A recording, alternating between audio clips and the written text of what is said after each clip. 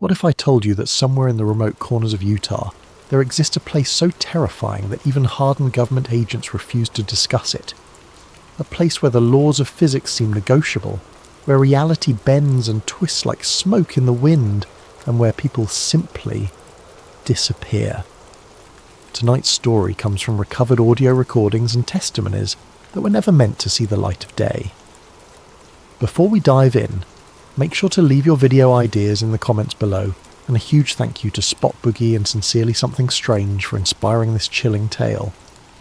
If you enjoy these stories, don't forget to like and subscribe to Sleep Theories for more content that will haunt your dreams. The recording you're about to hear was found 3 months after freelance surveyor Jake Morrison vanished without a trace near Fort Duchesne, Utah. What started as a routine mapping job became something far more sinister. A journey into a realm where the impossible becomes inevitable, and where curiosity can cost you everything. This is his story, told through his own words, recovered from devices that shouldn't have survived what they witnessed. My name is Jake Morrison, and I'm what you'd call a professional wanderer. For the past 8 years, I've made my living as a freelance surveyor and land researcher, taking contracts from property developers, environmental agencies, and occasionally private clients with more money than sense. The work takes me to some pretty remote places, abandoned mining claims, disputed property lines, forgotten corners of the American West where civilization is just a rumour carried on the wind. I've always prided myself on being practical, grounded. I deal in facts, coordinates, measurements, topographical realities. I don't believe in ghost stories or urban legends, or at least I didn't. Not until that scorching Tuesday in July when I took what I thought would be just another routine mapping job. The client was a development company looking to assess some acreage near the Uinta Basin for potential commercial use. Nothing fancy, just needed someone to verify boundary markers and document any structures or natural features that might affect future construction. Easy money, or so I thought. I'd been driving the back roads near Fort Duchesne for about 3 hours, my truck's air conditioning fighting a losing battle against the brutal Utah sun. The landscape out here is unforgiving. Red rocks jutting up like broken teeth, scrubland that stretches to the horizon, and a silence so complete it makes your ears ring. It's the kind of place where you can drive for miles without seeing another soul, where the weight of isolation settles on you like dust.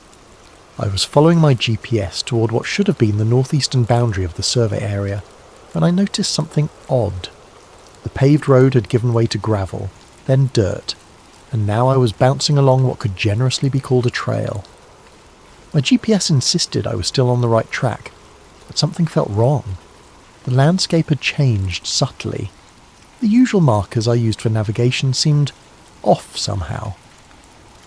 That's when I saw the first sign. It wasn't like the typical no trespassing signs you'd expect on ranch property. This one was different, sleek, professional, with text that made my stomach tighten. Restricted area, authorized personnel only, violators subject to prosecution under federal law. Below that, in smaller text, was an agency code I didn't recognize. NIDS-DOD-001. I pulled my truck to a stop and checked my coordinates again. According to my GPS, I was still within the survey boundaries, but that sign suggested otherwise. I figured it was probably just rancher paranoia, some property owner trying to scare off trespassers with official-looking signage. Lord knows I'd encountered enough of that in my line of work. But as I sat there, engine idling, something else caught my attention. Lights. Not the steady glow of electric bulbs or the harsh beam of spotlights, but something else entirely.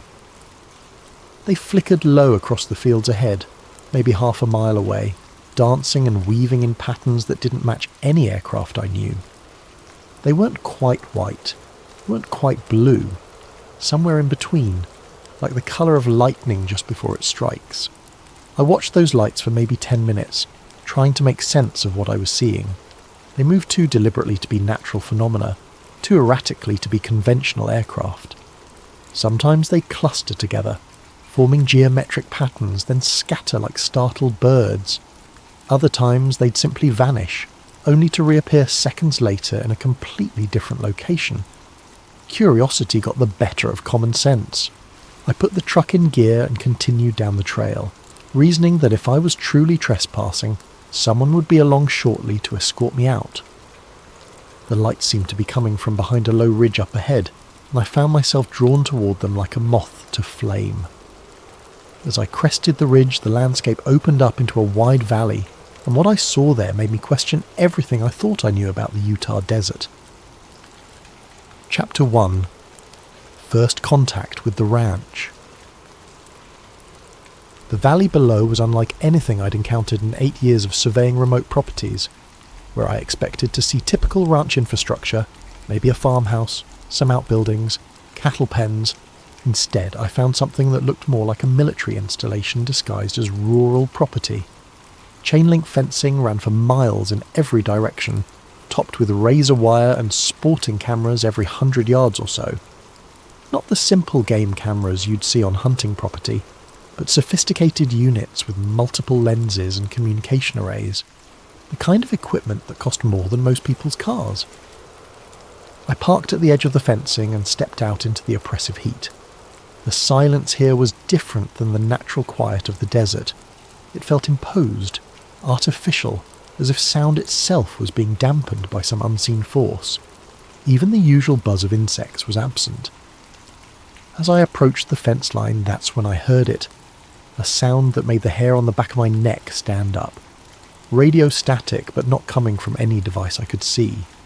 It seemed to bleed directly from the air around me, ebbing and flowing like electronic tides.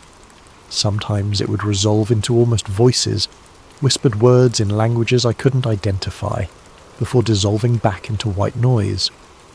I pulled out my phone to record the phenomenon, but the screen showed no signal bars and the camera app kept crashing. Every electronic device I carried, GPS unit, digital camera, even my wristwatch, was acting erratically. That's when I saw the creature. It was standing maybe 50 yards away near a cattle pen that appeared to be empty. At first glance it looked like a wolf, large, dark-furred, moving with predatory grace. But as I watched, I realized the proportions were all wrong. It was too big, easily the size of a small horse, and its movements were too fluid, too intelligent. When it turned to look at me, its eyes didn't reflect red like a normal animal's would. They glowed amber, like signal lights piercing fog. We stared at each other for what felt like hours, but was probably only seconds. The creature's gaze was unsettlingly human, filled with an intelligence that seemed to assess and judge. There was recognition there, as if it knew exactly what I was and found me wanting. Then it did something that shattered my rational worldview entirely. It stood up on its hind legs, easily 8 feet tall, and raised what I can only describe as a hand, though it was still distinctly paw-like in what almost seemed like a greeting, or a warning. I ran. I'm not proud of it, but every instinct I possess screamed at me to get as far away from that place as possible. I sprinted back to my truck, fumbled with the keys, and gunned the engine. As I spun the wheel and hit the accelerator, I caught a glimpse in my rearview mirror of more shapes emerging from the shadows near the fence line. They moved with the same impossible grace, watching my retreat with those amber eyes. My hands were shaking so badly I could barely grip the steering wheel, but muscle memory kicked in, and I somehow managed to navigate back to the main road. It wasn't until I was 20 miles away, sitting in the parking lot of a gas station in Roosevelt, that I finally felt like I could breathe again. But even as I sat there trying to process what I'd witnessed, I knew I couldn't just walk away. I'm a surveyor. Documentation is what I do. And despite every rational voice in my head telling me to forget what I'd seen and find another line of work, I pulled out my GPS unit and saved the coordinates. Whatever that place was, whatever I'd encountered there, I needed proof. The world needed to know. Chapter 2. Trying to tell the world. The first thing I did when I got home to Salt Lake City was hit the internet. I spent hours searching for any information about restricted government property near Fort Duchesne, but came up empty. Official maps showed only private ranch land and some Bureau of Land Management territory. No military installations, no research facilities, Nothing that would explain the sophisticated security I'd witnessed. That's when I remembered the agency code from the sign, NIDS-DOD-001. A search for NIDS led me down a rabbit hole that made my encounter seem even more disturbing. The National Institute for Discovery Science, a private research organisation that had been studying anomalous phenomena for decades before apparently going dark in the early 2000s. Department of Defence involvement suggested whatever was happening at that ranch had government backing at the highest levels. I decided to share my experience online, hoping someone else might have similar encounters or additional information. I chose Reddit, figuring the anonymity would protect me while still getting the story out there. My post was simple and straightforward. Strange encounter at restricted property near Fort Duchesne, Utah. Saw unidentified lights, advanced surveillance equipment, and what I can only describe as an unusually large wolf-like creature with glowing eyes. Location appears to be some kind of government research facility disguised as ranch property. Anyone else have experiences in this area? The response was immediate and overwhelmingly dismissive. Another Skinwalker Ranch copycat story, read the top comment. At least try to be original if you're going to make stuff up. This is literally just the plot of every paranormal TV show about Utah, wrote another user. Next you'll be telling us about cattle mutilations and alien abductions. Why do people think they can just rehash old urban legends and pass them off as real experiences? The criticism kept coming, each comment more sceptical than the last. I tried to explain that I'd never heard of Skinwalker Ranch before my encounter, that I was a professional surveyor with 8 years of field experience, that I had no reason to fabricate such a story. But the more I protested, the more convinced people became that I was either lying or delusional. Frustrated, I took my story to other forums, paranormal investigation sites, UFO communities, even local Utah message boards. Everywhere I posted, the response was the same. Accusations of hoaxing, demands for proof I didn't have, and dismissive comparisons to existing folklore. One user on a paranormal forum put it particularly bluntly. Skinwalker Ranch stories have been circulating for decades. Native American legends, government conspiracies, shape-shifting creatures, it's all been done to death. If you really experience something there, you're either the unluckiest person alive to stumble onto the most documented paranormal hotspot in America, or you're just another attention seeker spinning tall tales. The worst part was, they weren't entirely wrong. As I researched more about this Skinwalker Ranch, I discovered that the area had been the subject of intense scrutiny for years. Stories of strange lights, impossible creatures and government cover-ups were practically cliché in paranormal circles. My genuine experience had been absorbed into a mythology so pervasive that the truth was indistinguishable from fiction. I tried traditional media next, reaching out to local newspapers and television stations. The response was universally negative. Skinwalker Ranch is just a tourist hoax, the editor of a Uinta Basin weekly told me over the phone. We get calls about this stuff all the time. People see a coyote in poor lighting conditions and suddenly it's an 8-foot shapeshifter. Trust me, son, there's nothing supernatural happening out there. But I saw the government installations, I insisted. The surveillance equipment, the restricted signage. Private property owners have every right to secure their land, he interrupted. Doesn't make it a conspiracy. 3 weeks after my encounter, I was no closer to being believed than when I started. If anything, my attempts to share the truth had only convinced people I was either mentally unstable or deliberately deceptive. The rational part of my brain began to wonder if maybe they were right. Maybe the heat and isolation had gotten to me. Maybe what I'd seen was just a large dog and some reflected light from distant ranch buildings. But every night when I closed my eyes I saw those amber orbs staring back at me, filled with impossible intelligence, and I knew, regardless of what anyone else believed, that I had to go back. I needed proof. Chapter 3. The Return Expedition. Planning my return trip took 2 weeks of careful preparation. If I was going to convince anyone of what I'd witnessed, I needed documentation that couldn't be dismissed or explained away. I invested in equipment I couldn't really afford. A high-definition handheld video camera with night vision capabilities, professional-grade audio recording equipment, and thanks to a favour from my college roommate who worked in environmental consulting, a Geiger counter for detecting radiation anomalies. I also did something I'd never done before. I prepared detailed backup plans. I left sealed envelopes with my apartment manager and my sister, containing maps of my intended destination and instructions to contact authorities if I didn't return within 48 hours. Looking back, it seems almost prescient how thoroughly I planned for the possibility that something might happen to me. The drive back to the Uinta Basin felt different this time.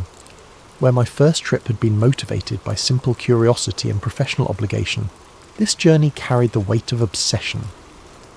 I found myself checking and rechecking my equipment, rehearsing the questions I'd ask if I encountered anyone at the property, practicing steady camera techniques while driving. I arrived at the access road near dusk, timing my approach for maximum visual documentation.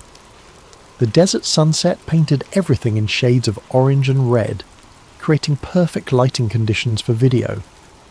I parked at the same spot as before and began setting up my equipment, speaking into the audio recorder to establish a timestamp. This is Jake Morrison, freelance surveyor, returning to coordinates 40.2, 553 north, 109.8914 west. Date: August 15th. Time: 7:42 p.m. Mountain Standard Time. Purpose of visit: documentation of anomalous phenomena previously observed at this location. My voice sounded steady on the recording, professional, but I remember my hands shaking as I adjusted the camera settings. The strange phenomena began immediately. As I drove up the dirt trail toward the ridge where I'd first seen the lights, my truck's electrical system began acting erratically. The radio cycled through stations randomly, picking up fragments of conversation in languages I couldn't identify. The headlights flickered, and the engine developed a rough idle that hadn't been there during the drive from Salt Lake City. Halfway up the trail, the truck died completely. Vehicle experiencing total electrical failure, I recorded, trying to keep the concern out of my voice. All dashboard lights dark, engine won't turn over, attempting to continue on foot. I gathered my equipment and started walking, following the beam of my flashlight up the increasingly steep path. That's when I noticed the compass acting strangely.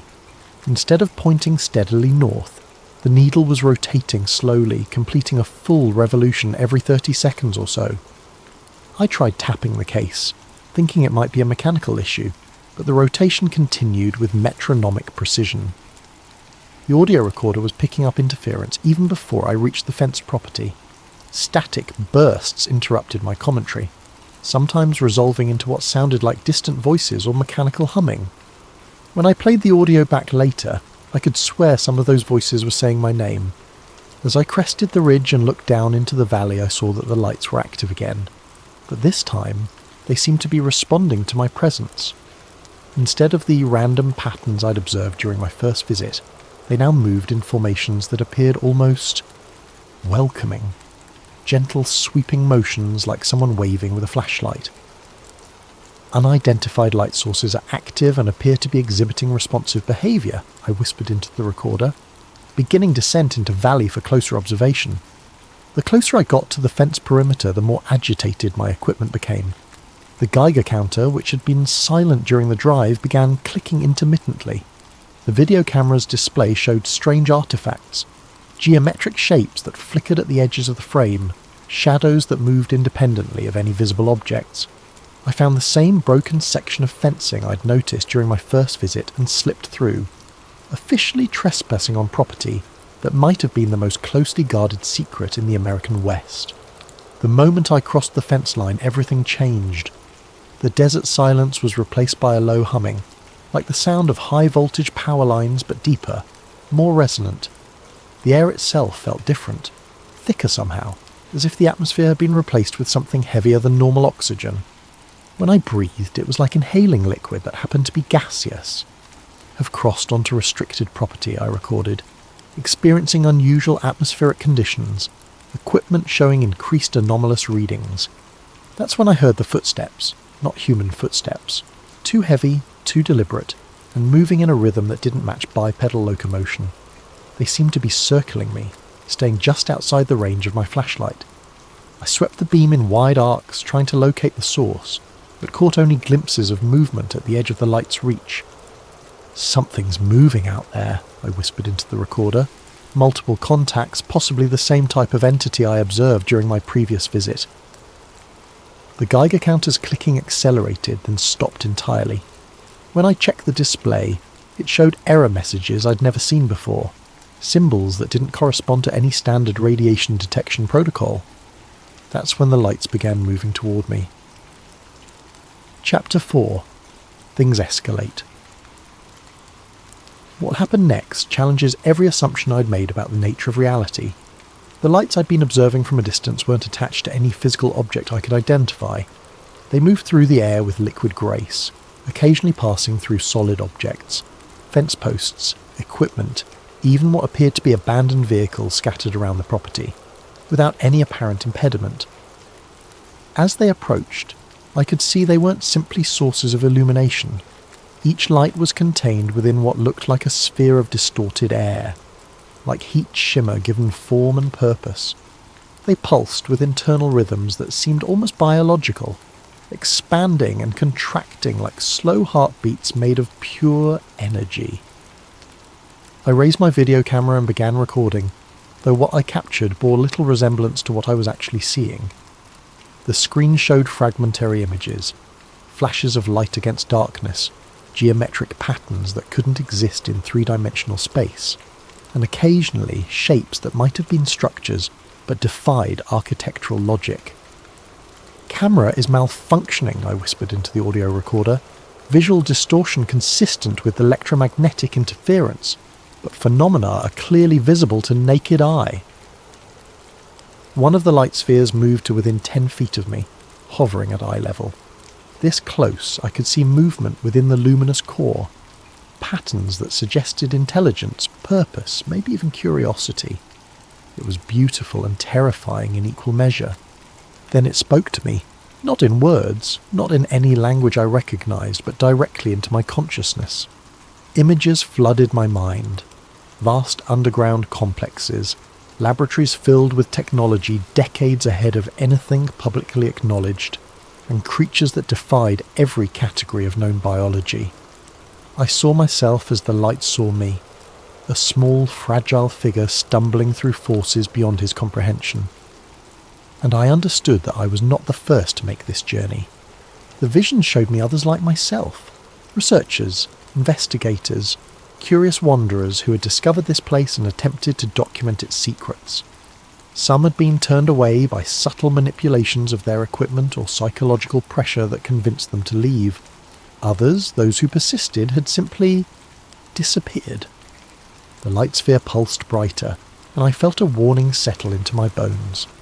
This was my opportunity to join the former group.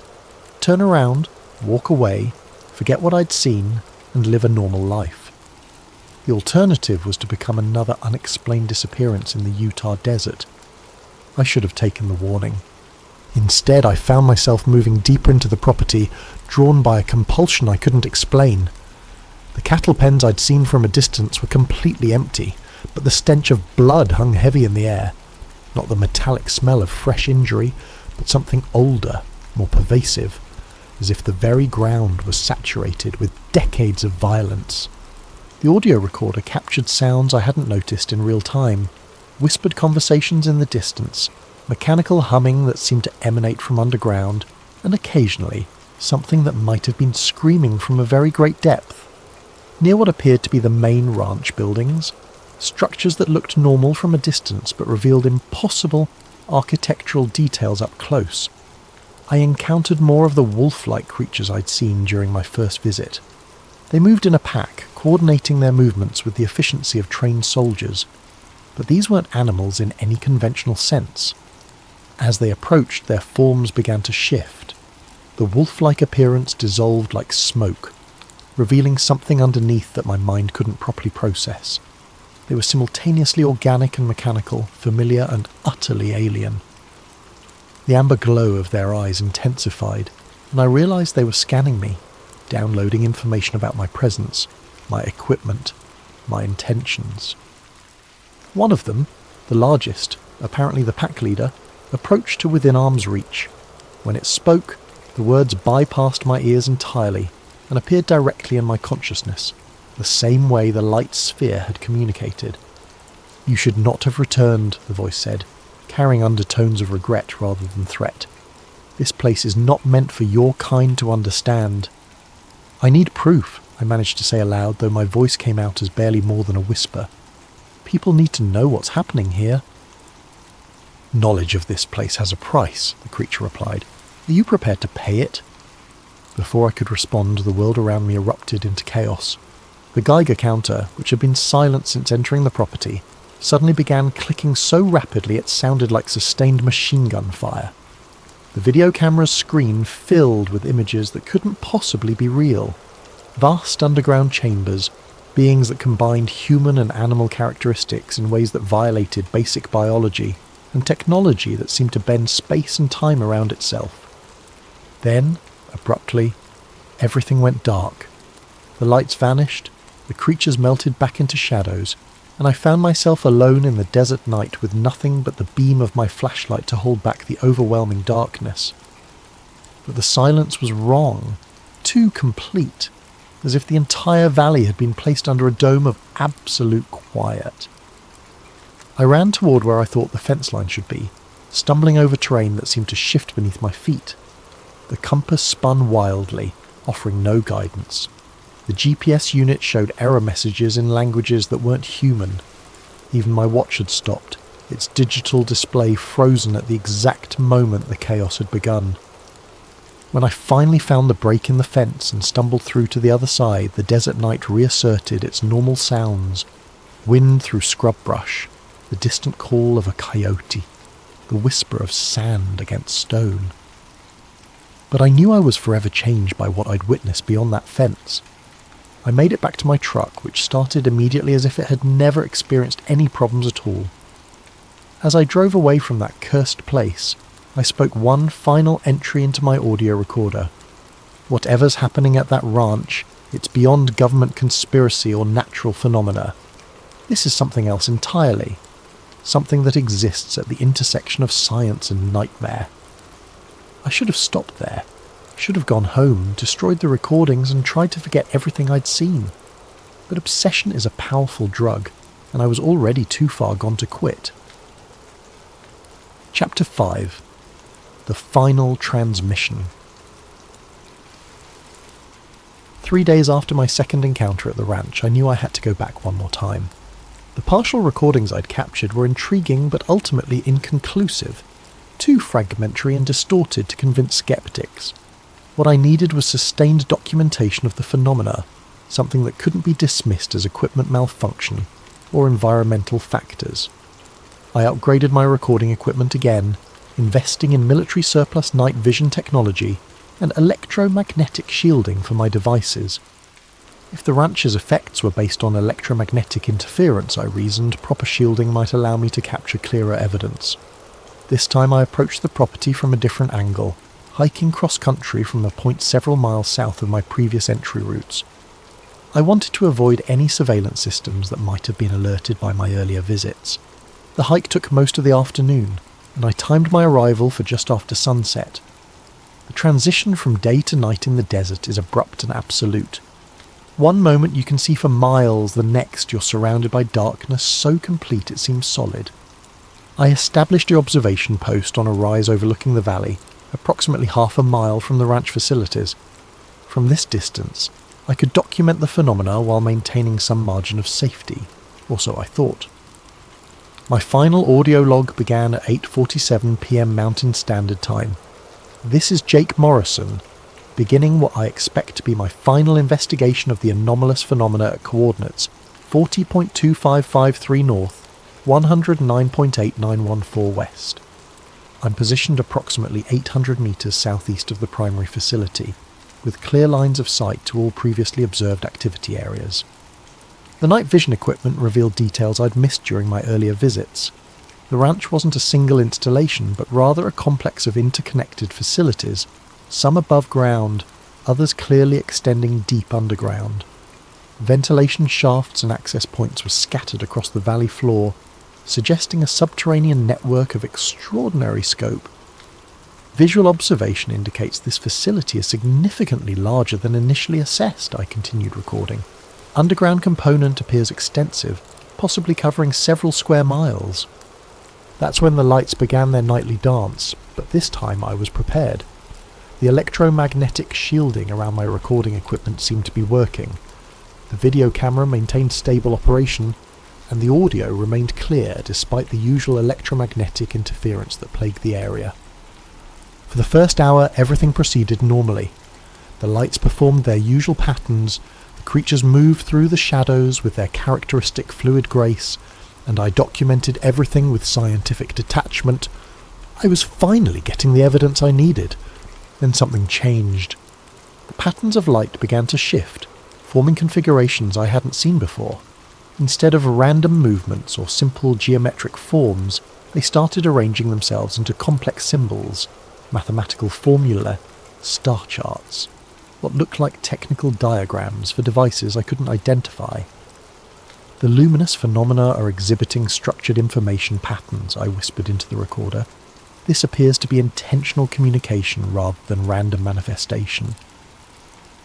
As I watched through the night vision scope, the symbols became more complex, more urgent. I realized I was witnessing some kind of message, though I couldn't begin to interpret its meaning. The lights pulsed in synchronized sequences, creating three-dimensional holographic displays that hung in the air like luminous blueprints. That's when I noticed movement in my peripheral vision. The creatures had left the ranch complex and were moving up the hillside toward my position. Not hunting, not patrolling, moving with clear purpose and destination. They knew exactly where I was, and they were coming for me. "I've been detected," I recorded, trying to keep my voice steady. "Multiple contacts approaching from the northwest. Estimated time to contact less than 10 minutes. I should have run then. Should have grabbed my equipment and retreated to my vehicle while I still had time. But the communication display in the valley was reaching some kind of crescendo, the symbols becoming more intricate and beautiful than anything I'd ever seen. I couldn't tear myself away. "The light display appears to be building towards some kind of climax event," I whispered. "I need to document this final sequence before—" The creatures crested the ridge.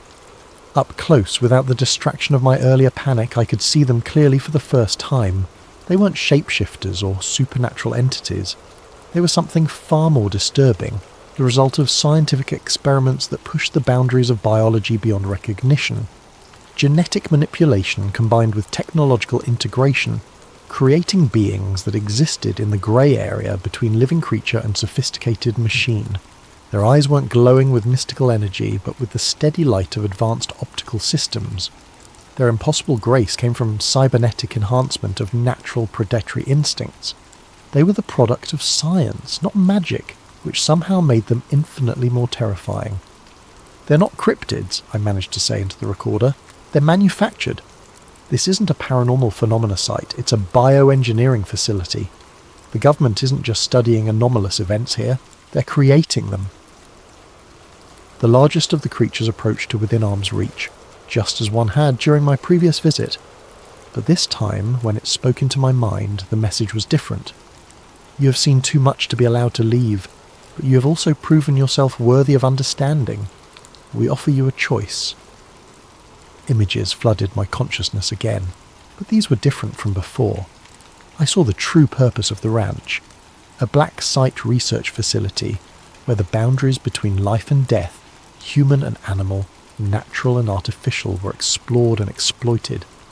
Decades of classified experiments in consciousness transfer, genetic manipulation, and dimensional physics. And I saw what happened to people like me who discovered the truth. Some joined the project willingly, becoming part of something larger than themselves.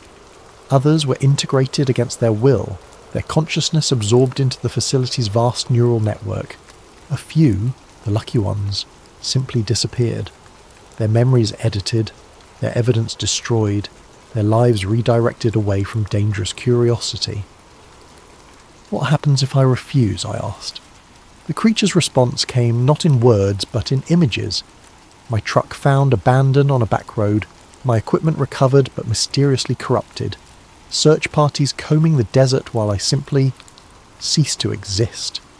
And if I accept, more images, laboratories where the impossible became routine, research that could revolutionize human understanding of consciousness and reality, and the chance to be part of discoveries that would reshape the world, even if the world could never know about them. I looked down at the audio recorder in my hand, still running, still documenting everything. Whatever choice I made, at least some record of the truth would survive. "I need time to think," I said. "Time is the one thing we cannot offer," the creature replied. "The choice must be made now." In the distance, the light display reached its climax. The symbols resolved into a single, coherent image. A star map showing locations across the globe where similar facilities existed, all connected in a network of research that spanned continents and decades. I was looking at evidence of the largest classified project in human history. My final words into the recorder were, "If anyone finds this recording, you need to understand what's really happening here. This isn't about supernatural phenomena or government cover-ups of alien contact. This is about human science pushed so far beyond ethical boundaries that it's created something entirely new. Something that might be the next stage of human evolution, or the end of everything we consider human. The choice is..." The recording cuts off there, mid-sentence, with a burst of static that resolves into what sounds almost like screaming. But not human screaming, something else entirely. Something that exists in the space between organic and digital, between living and machine. Chapter 6. Aftermath. Jake Morrison never returned home to Salt Lake City.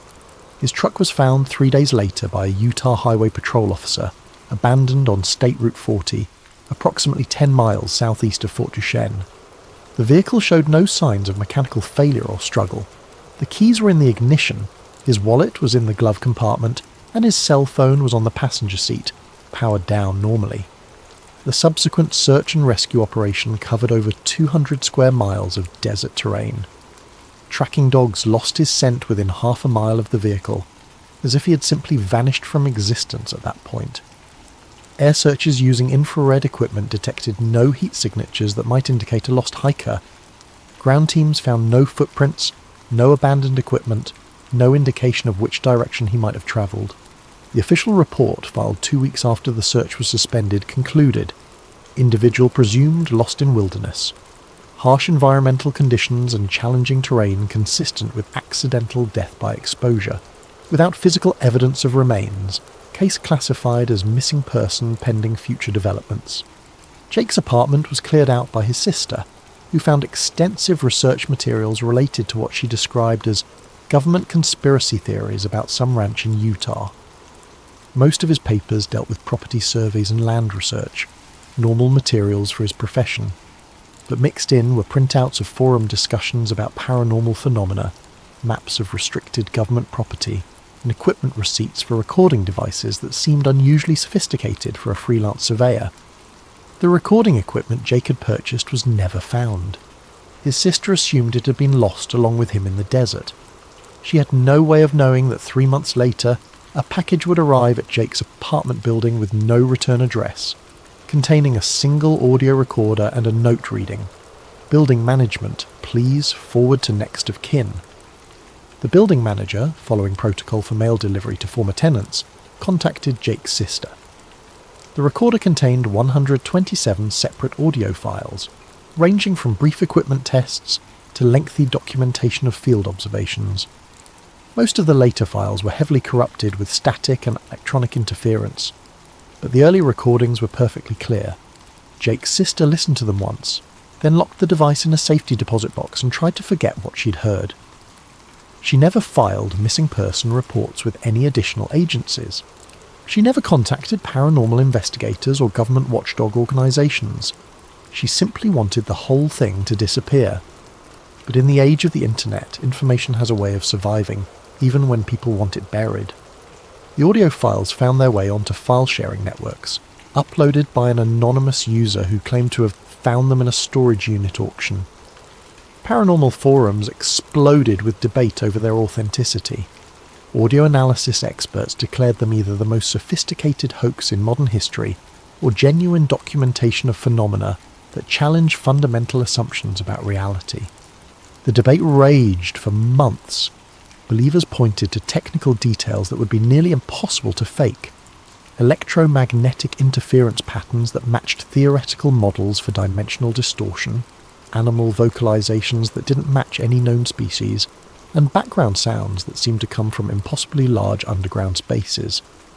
Skeptics noted that the recordings contained no visual evidence, that the narrator's identity couldn't be verified, and that the entire story followed predictable patterns established by decades of Skinwalker Ranch folklore. The most disturbing detail, however, was discovered by a forum user who analysed the metadata embedded in the audio files. Jake's GPS tracker, a device he'd mentioned using throughout his recordings, had continued transmitting location data for 3 days after his disappearance. The coordinates showed a chilling progression. Starting from where his truck was found, the tracker's signal moved steadily northwest, deeper into the restricted territory Jake had described as the ranch property. Each transmission was spaced exactly 12 hours apart, and each showed movement of precisely 0.3 miles further into the facility. On the 4th day, the transmission stopped entirely. Government agencies, when pressed for comment about the ranch property, maintained their standard response: no comment on classified activities. Local law enforcement continued to insist that Jake Morrison had simply gotten lost in the desert, despite the impossibility of his GPS tracker moving in straight lines across terrain that would be impassable to someone on foot. The truth, as Jake had predicted in his final recordings, remained buried beneath layers of official denial and public skepticism.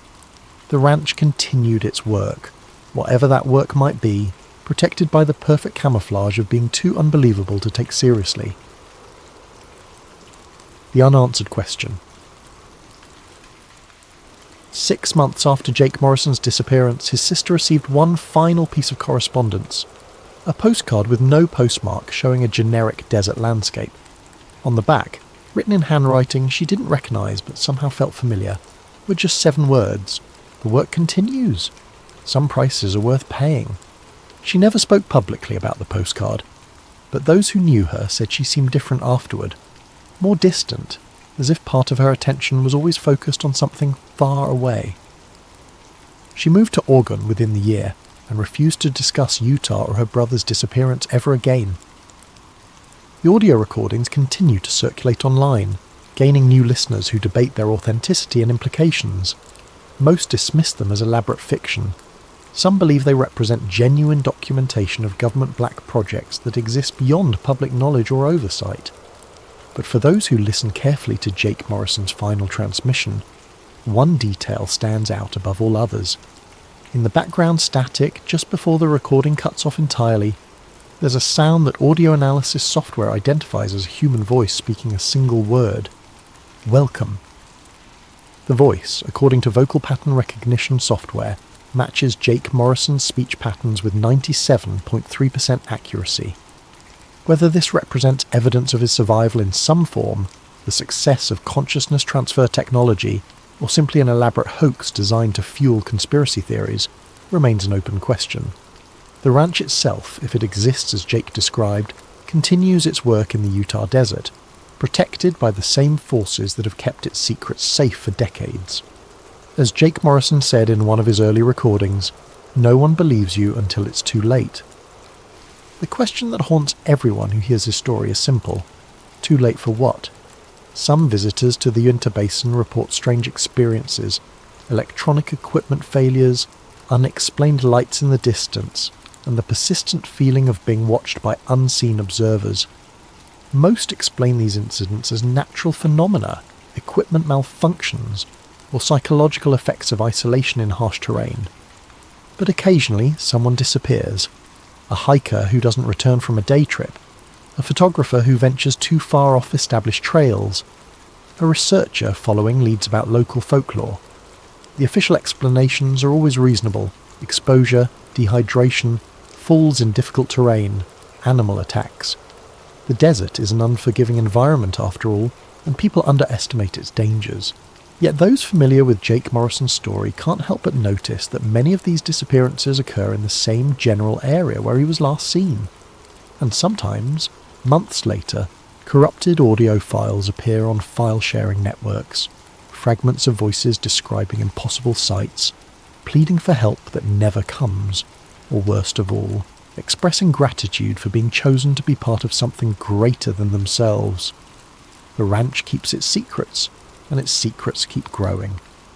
In Jake Morrison's own words, recorded during his final hours of freedom, this place doesn't just repel intruders, it consumes them, transforms them, makes them part of something they never could have imagined. The lights still dance in the Utah desert, the creatures still patrol the borderlands between known and unknown, and somewhere in that vast underground network Jake described, the work continues, whatever that work might be and whatever it might ultimately produce. The only certainty is that some questions are too dangerous to answer, and some truths are too terrible to reveal. But the recordings remain, archived in digital permanence, waiting for the next curious soul to stumble across them and wonder, what if this isn't fiction? What if there really is a place where science and nightmare intersect, where the boundaries of human experience are tested and transcended?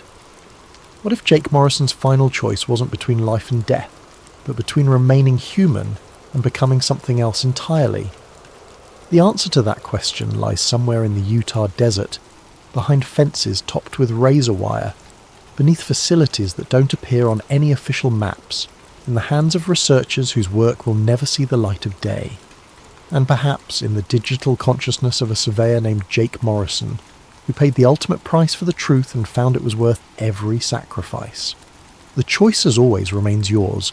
Believe or dismiss, investigate or ignore, seek the truth or accept the comfortable lie. But remember Jake Morrison's final warning, no one believes you until it's too late. The question you must ask yourself is, too late for what? Welcome back to Sleep Theories, where we dive deep into the mysteries that keep us awake at night.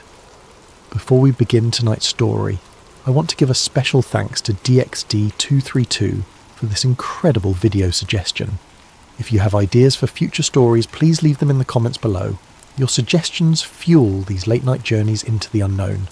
And if you're enjoying these stories, don't forget to like and subscribe to Sleep Theories. It really helps us continue bringing you these haunting tales. Now, settle in as we explore what happens when family secrets and government conspiracies collide in ways that will leave you questioning everything you thought you knew about the truth. The rain drummed against the chapel windows like fingers tapping out Morse code, urgent, persistent, demanding attention. I sat in the front pew, staring at the flag-draped casket that held my grandfather, Colonel James Mitchell, United States Air Force, retired. The chaplain's words washed over me like white noise, meaningless platitudes about service and sacrifice that felt hollow in the echoing space. Grandpa Jim had always been a quiet man, the kind who could fill a room with his presence while saying nothing at all. His steel grey eyes held secrets that I'd never been curious enough to ask about, and now those secrets were buried with him. Or so I thought. The military honour guard folded the flag with mechanical precision, each crease sharp enough to cut glass. When they handed it to me, the only family he had left, the weight of it seemed heavier than cloth and thread should be. 21 rifle shots cracked through the cemetery air, and I watched them lower my grandfather into the ground, taking with him 40 years of classified service that he'd never once discussed at family dinners. After the service, I stood alone by his grave as the other mourners drifted away like ghosts in the mist. Most were elderly veterans from his old squadron, men with weathered faces and knowing looks, who shook my hand with grips that still held strength despite their age. A few whispered condolences, but I noticed how they glanced at each other when they thought I wasn't looking. Shared glances that spoke of things unspoken. He was a good man, said one particularly ancient veteran, his chest heavy with decades of ribbons and medals, kept his promises right to the end. There was something in the way he said it, an emphasis that made me wonder what promises he meant. The house felt different when I returned. Emptier, yes, but also somehow expectant, as if it were holding its breath. Grandpa Jim had lived here for 30 years, ever since Grandma passed, and every corner held memories of weekend visits and summer vacations. But now those memories felt incomplete. like photographs with faces cut out. I spent the next few days making arrangements, contacting lawyers, sorting through paperwork, deciding what to keep and what to donate. It was during this methodical dismantling of a life that I found myself standing in his bedroom, looking up at the attic access panel I'd never paid attention to before. The wooden ladder creaked under my weight as I climbed up, flashlight in hand. The attic was exactly what you'd expect. Dusty boxes, old furniture covered in sheets, the detritus of a long life lived quietly. But as I moved deeper into the space, something caught my eye. In the far corner, beneath what looked like perfectly normal floorboards, there was a slight depression, as if the wood had been cut and replaced. My fingers found the edges easily once I knew what to look for. The section of flooring lifted away to reveal a hiding place that had been carefully constructed decades ago. Inside, wrapped in oilcloth like a treasure map from some childhood adventure, was a briefcase. It was military issue, the kind of hard-sided case that could survive a nuclear blast. The locks were old but well maintained, and they opened with a satisfying click when I worked the combination. Grandma's birthday, because of course it was. Inside, the briefcase was divided into neat compartments, each holding documents that made my hands shake as I lifted them out. Top Secret Majestic 12 was stamped across every page in red ink that had faded to the colour of dried blood. The papers were yellowed with age but perfectly preserved, as if time had forgotten they existed. Most were typed on letterheads I didn't recognise, organisations with names like Advanced Aerospace Threat Identification Program and Project Blue Book Special Studies Group. But it was the photograph that stopped my breathing entirely. 12 men in military uniforms and dark suits, standing in formation like they were posing for history. The setting looked official, some kind of government building with marble columns visible in the background. They all had the bearing of men accustomed to power, to making decisions that shaped the world from shadows. I recognised a few faces from history books: General Nathan Twining, Admiral Roscoe Hillenkoetter, officials whose names I'd heard in connection with early UFO investigations. But there in the back row, younger than the others and wearing an Air Force dress uniform, was my grandfather. The back of the photograph was annotated in careful handwriting. The Committee, 1952. Below that, in different ink and what looked like a different hand, J. Mitchell, inducted 1962, Project Doorway. I spent the next 3 hours reading everything in that briefcase, and each document pulled me deeper into a reality I'd never imagined.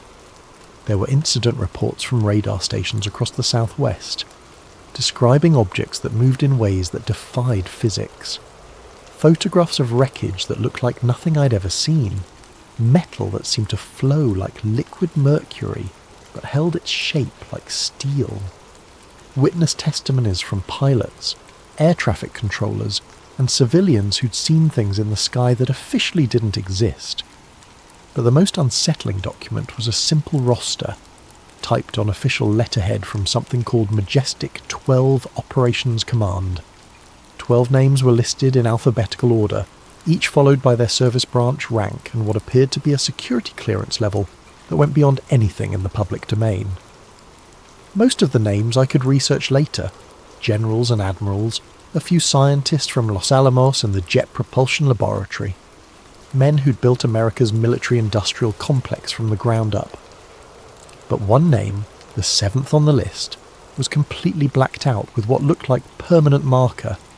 Even on a document that was clearly decades old, someone had taken the time to obscure that particular identity. At the bottom of the page, handwritten in my grandfather's distinctive script, was an addition: James R. Mitchell, Colonel, USAF, inducted March 15, 1962, clearance level, Umbra. The date meant something. 1962 was the year my father was born, the year my grandparents bought this house. It was when Grandpa Jim's career took a sudden upward trajectory that I'd never really questioned before. One day he was a squadron commander at a routine airbase. The next he was being reassigned to positions that sounded important, but which he never talked about. Liaison work, he'd always said when I asked. Coordinating between different departments. Now I understood that his vague answers hadn't been modesty. They'd been security protocols. The more I read, the more questions multiplied. There were references to recovered materials and non-terrestrial technology. Meeting minutes discussed containment procedures and public information management. One particularly chilling memo, dated 1963, discussed the termination protocols for individuals who pose security risks to the program. But what disturbed me most was how recent some of the documents were. The briefcase contained papers dating all the way up to 1995, 3 years before my grandfather's official retirement. Whatever Majestic 12 was, it hadn't ended with the Cold War. I photographed everything with my phone, then carefully returned each document to its place. The briefcase went back into its hiding spot, and I replaced the floorboard exactly as I'd found it. But even as I tried to restore normalcy, I knew there was no going back. The questions were already consuming me. That night, I couldn't sleep. I lay in my grandfather's guest room, my room now, I supposed, and stared at the ceiling while rain continued its Morse code against the windows. Every shadow seemed to hold secrets. Every sound might be footsteps from people who knew I'd found what I wasn't supposed to find. By morning, I'd made a decision that would change everything. My friend Marcus worked as a contractor for the Department of Defense, something involving cybersecurity that he was deliberately vague about. We'd known each other since college, and I trusted him more than anyone else in my life. If anyone could help me understand what I'd found, it would be him. We met at a coffee shop downtown, one of those places that stayed busy enough to provide cover for conversation. I'd brought printouts of a few of the less sensitive documents. Nothing that mentioned names or specific operations, just enough to give him context. Marcus studied the papers with the intensity of someone who knew what to look for. His expression grew increasingly troubled as he read, and when he finally looked up, there was something in his eyes I'd never seen before. Fear. "Where did you get these?" he asked, his voice barely above a whisper. "My grandfather's attic." "Marcus, is this real?" He glanced around the coffee shop, then leaned closer. "Do you have any idea what you're dealing with here? These classifications, I've never seen anything like them. Umbra clearance? That's not supposed to exist. But it does exist. That's the problem." He gathered the papers and handed them back to me. "Listen to me very carefully. Go home, burn these, and never mention them to anyone again." Marcus dash. "I'm serious. There are things the government doesn't want people to know, and there are things the government will kill people to keep secret. This feels like the second kind." His words should have scared me away. Instead, they had the opposite effect. The journalist in me, the part that had driven me to a career in investigative reporting before I'd settled into the comfortable mediocrity of freelance writing, suddenly awakened after years of dormancy. "What if I don't want to let this go?" Marcus stared at me for a long moment, then shook his head. "Then you're on your own." And whatever happens next, we never had this conversation. He left his coffee unfinished and walked out, leaving me alone with questions that felt heavier than they had before. But I'd expected this reaction. Anyone who worked within the system would be trained to avoid anything that could compromise their clearance or their career. I needed to find someone who operated outside those constraints. I spent the afternoon researching Majestic 12 online, falling down rabbit holes that led to conspiracy forums, declassified documents, and academic papers about government secrecy. Most of what I found was speculation and fantasy, but scattered through the noise were threads of genuine research by people who dedicated their lives to uncovering the truth. That evening, I made my second mistake of the week. I called my friend Sarah, a journalist with connections throughout the intelligence community, and asked if she'd ever heard of anything called Majestic 12. The line went silent for so long that I thought the caller dropped. "Where are you hearing that name?" she finally asked. "It's probably nothing. Family history stuff. Meet me tomorrow, not at my office, somewhere public, and don't mention this to anyone else until we talk." The urgency in her voice should have been another warning. Instead, it felt like validation. I wasn't chasing shadows. I was onto something real. But I never made it to that meeting. I woke up at 3 a.m. to the sound of breaking glass. The house was dark, but something was wrong with the darkness.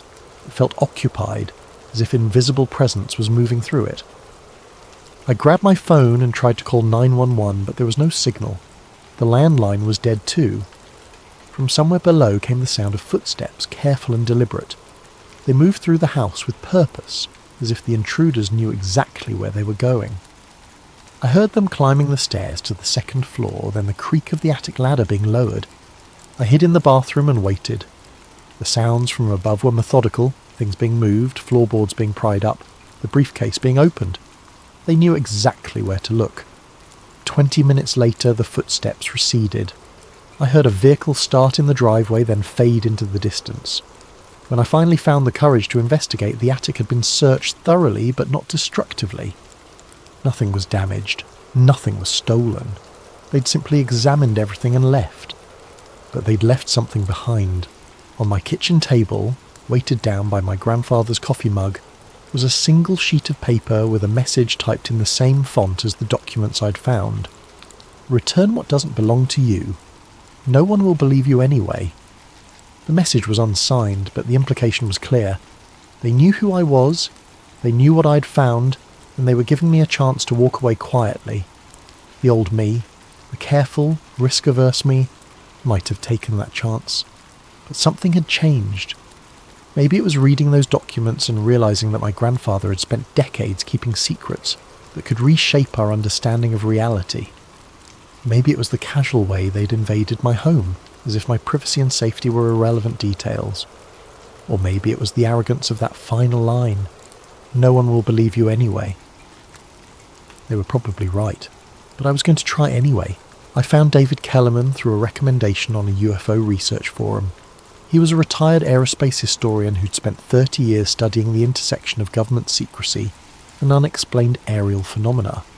His academic credentials were impressive: MIT, CALTECH, positions with NASA and the RAND Corporation, but he'd sacrificed his mainstream career to pursue questions that his former colleagues considered career suicide. His office was in a strip mall between a tax preparation service and a Chinese restaurant, the kind of anonymous location that suggested someone who valued privacy over prestige. The interior looked like a library had exploded. Shelves lined every wall, stacked with books, journals and filing boxes that seemed to follow an organisational system only he understood. Kellerman himself was exactly what I'd expected. 60s, grey-beard, eyes that held the intensity of someone who'd spent years looking for patterns that others missed. He poured coffee from a pot that looked like it had been brewing since the Clinton administration and settled behind a desk covered with documents. "You mentioned Majestic 12 on the phone," he said without preamble. "That's not a term people use casually." I pulled out the photograph I'd found and placed it on his desk. Kellerman's reaction was immediate and startling. He actually recoiled as if I'd shown him something dangerous. "Where did you get this?" "My grandfather's attic. He died last week." Kellerman studied the photo with a magnifying glass, his expression growing more troubled with each face he examined. "This is... Jesus. Do you know who these people are?" "Some of them. General Twining, Admiral Hillenkoetter, the founding members of the most secret organisation in American history. These 12 men controlled information about unexplained aerial phenomena for decades. They decided what the public knew, what scientists could study, what pilots could report." He pointed to each face in turn, rattling off names and positions that painted a picture of a shadow organisation with connections throughout the military-industrial complex. But when he reached the man I'd identified as my grandfather, he paused. "I don't recognise this one. That's unusual. I thought I knew all the confirmed MJ-12 members." "That's my grandfather, James Mitchell. The back says he was inducted in 1962. Kellerman flipped the photo over and read the notation.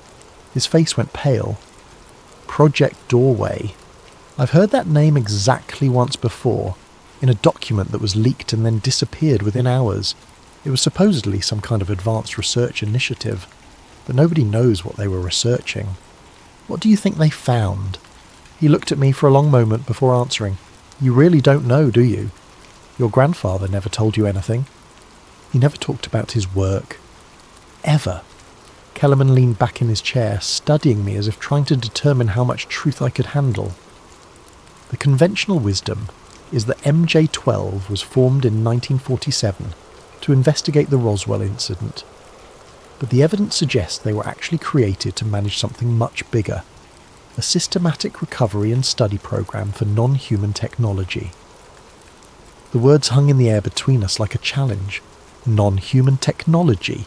Even hearing it said out loud felt surreal. You're talking about UFOs. I'm talking about recovered materials, reverse-engineered technology, and a cover-up that's lasted 75 years. He gestured toward the photograph. These men weren't just investigating unexplained aircraft. They were trying to understand technology that was decades or centuries ahead of anything humans had developed. And my grandfather was part of this. If this photograph is authentic, then your grandfather was inducted into the most classified program in human history. Project Doorway might have been where they kept their most sensitive research, the things too dangerous or too revolutionary to share with the rest of MJ-12. Kellerman stood and moved to one of his filing cabinets, retrieving a folder thick with documents and photographs. I need you to understand something. The people who ran this program didn't just classify information. They eliminated threats. Researchers who asked too many questions disappeared. Witnesses were discredited or worse. Talking about this publicly could put you on lists you don't want to be on. Someone already broke into my house. They know I have this. His expression darkened. Then you're already on the list. The question is what you're going to do about it. I thought about my grandfather's life of careful silence, about all the questions I'd never asked, and all the answers I'd never received. Then I thought about that arrogant note left on my kitchen table, the casual assumption that I could be intimidated into compliance. I want to know the truth. All of it. Kellerman nodded slowly as if he'd expected this answer. Then we're going to need help. There are others, researchers, former military personnel, people who've been asking the same questions you're asking. But we'll need to be careful. The moment you start connecting dots publicly, they'll move to shut you down. How? However they need to. These people have resources you can't imagine and authorization you don't want to think about. But there might be a way to get ahead of them, if you're willing to take the risk. Over the next 2 hours, Kellerman outlined a plan that was equal parts brilliant and terrifying. Instead of trying to investigate MJ-12 from the outside, we would use the documents I'd found to force them into the open. By releasing carefully selected information through multiple channels simultaneously, we could create too many fires for them to contain at once. The key, he explained, is making sure the information spreads faster than they can respond. Once it's out there, they can't put it back in the bottle. It was a good plan. It might even have worked. But we never got the chance to find out. I spent the next morning at Kellerman's office, helping him scan and catalogue every document from my grandfather's briefcase. We worked methodically, creating multiple backup copies and preparing a release package that would be impossible to suppress completely. The plan was elegant in its simplicity. Simultaneous uploads to WikiLeaks, multiple UFO research organisations, and several mainstream journalists who'd shown interest in government transparency issues. Kellerman had contacts throughout the UFO research community, people who'd spent years waiting for exactly this kind of evidence. Within hours, we had confirmation that major research organisations were prepared to receive and distribute the documents. Everything was in place. At 3 p.m, I uploaded the complete document package to an encrypted file-sharing service that Kellerman had used successfully for previous leaks. The upload took 47 minutes, hundreds of pages of classified documents that would finally expose the truth about decades of government deception. For exactly 12 hours, I felt like we were winning. I woke up the next morning to a house without power, internet or phone service. The silence was so complete that it took me several minutes to realise what was wrong. No humming refrigerator, no digital clocks, no background noise from electronic devices.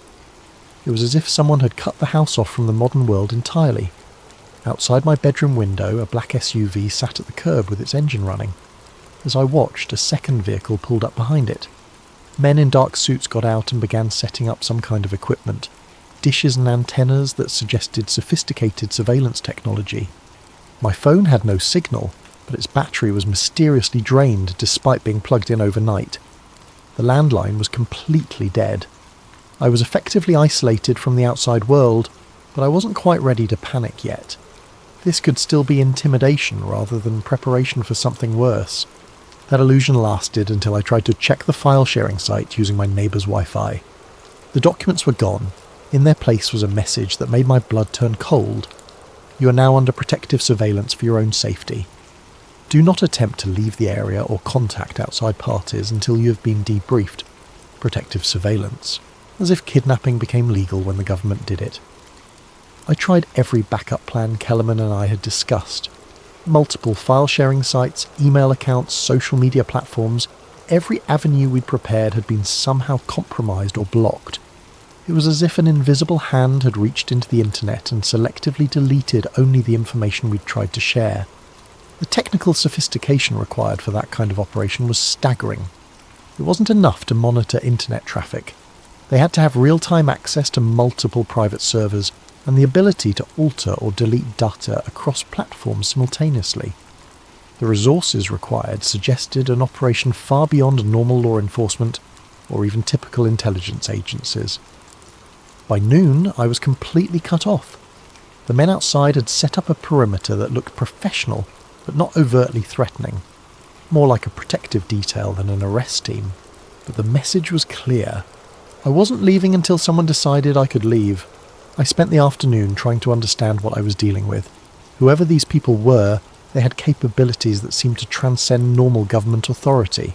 They could shut down utilities, manipulate internet infrastructure, and coordinate surveillance operations without any visible oversight or legal process. But they'd also gone to elaborate lengths to avoid direct confrontation. The message had called it protective surveillance, and their behaviour suggested they wanted cooperation rather than conflict. That meant they needed something from me, information, compliance, or something else I couldn't yet identify.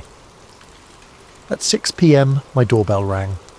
I looked through the peephole to see a woman in a dark business suit alone, holding what appeared to be an official government identification. She was middle-aged, professionally dressed, with the bearing of someone accustomed to authority. Most importantly, she didn't look like the kind of person who would kick down doors or make threats. "Mr. Mitchell," she said when I opened the door, "my name is Agent Elizabeth Morrison, and I represent a group that worked very closely with your grandfather. We need to talk." Agent Morrison's credentials identified her as working for something called Advanced Special Programs Division, which meant nothing to me but seemed genuine enough. She declined to come inside, suggesting instead that we take a drive to somewhere more secure for our conversation. "More secure for whom?" I asked. "For everyone involved. Your house is being monitored by multiple parties now, and not all of them have your best interests at heart." The statement was cryptic enough to be either a threat or a warning. Against my better judgment, I decided to trust her. Maybe it was her professional demeanour, or maybe I was simply tired of being trapped in my own home, but something about Agent Morrison seemed different from the faceless surveillance team that had been watching me. We drove in her unmarked sedan through the suburbs and then out into the desert, following highways that grew progressively emptier as we moved away from civilization. Morrison didn't speak during the drive, and I found myself studying her profile, trying to read intent in the set of her jaw and the way she gripped the steering wheel. "Where are we going?" I finally asked. "To see something your grandfather helped build." After 2 hours of driving, we turned off the main highway onto a dirt road that looked like it led nowhere. But after several miles of desert scrub and Joshua trees, a chain-link fence appeared in the distance, topped with razor wire and surrounded by warning signs about restricted military areas. The facility beyond the fence looked abandoned. Old buildings with broken windows, a few rusted antenna arrays, and what might once have been a radar installation. It looked like dozens of other Cold War-era installations scattered throughout the southwest, the kind of place that had been built quickly and abandoned just as quickly when budgets shifted or missions changed. But appearances were deceiving. Agent Morrison used a key card to open gates that looked rusty but operated smoothly, and I noticed that despite the apparent abandonment, the roads were well maintained and the power lines were clearly active. What is this place? Officially? A decommissioned early warning station that was closed in 1967. Unofficially, it's been continuously operational for 58 years. She parked in front of the largest building and led me to an entrance that was hidden from casual view. Your grandfather spent a lot of time here in the 1960s and 70s. The interior was a revelation. Beyond the facade of abandonment was a facility that looked like something from a science fiction movie. Clean corridors with modern lighting, security checkpoints with advanced scanning equipment, and an elevator that descended far deeper than should have been possible in a desert installation. "Welcome to Site 7, Morrison said as the elevator continued its descent. "One of 12 facilities where we study materials that don't officially exist."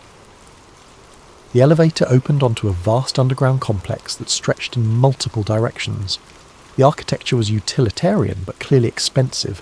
Reinforced concrete, climate control systems, and security measures that suggested whatever was stored here was extremely valuable or extremely dangerous.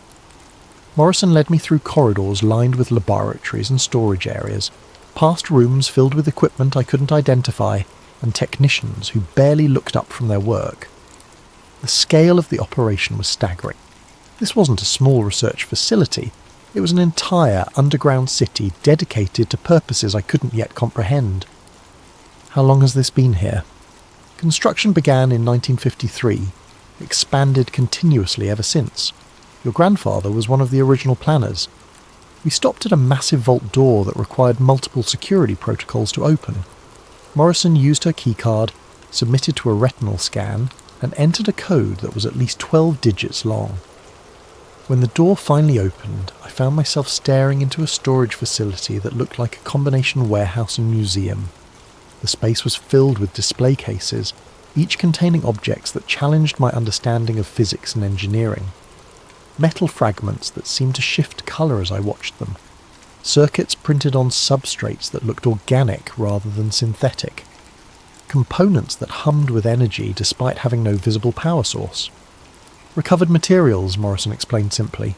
"Things we've found at crash sites over the past 70 years.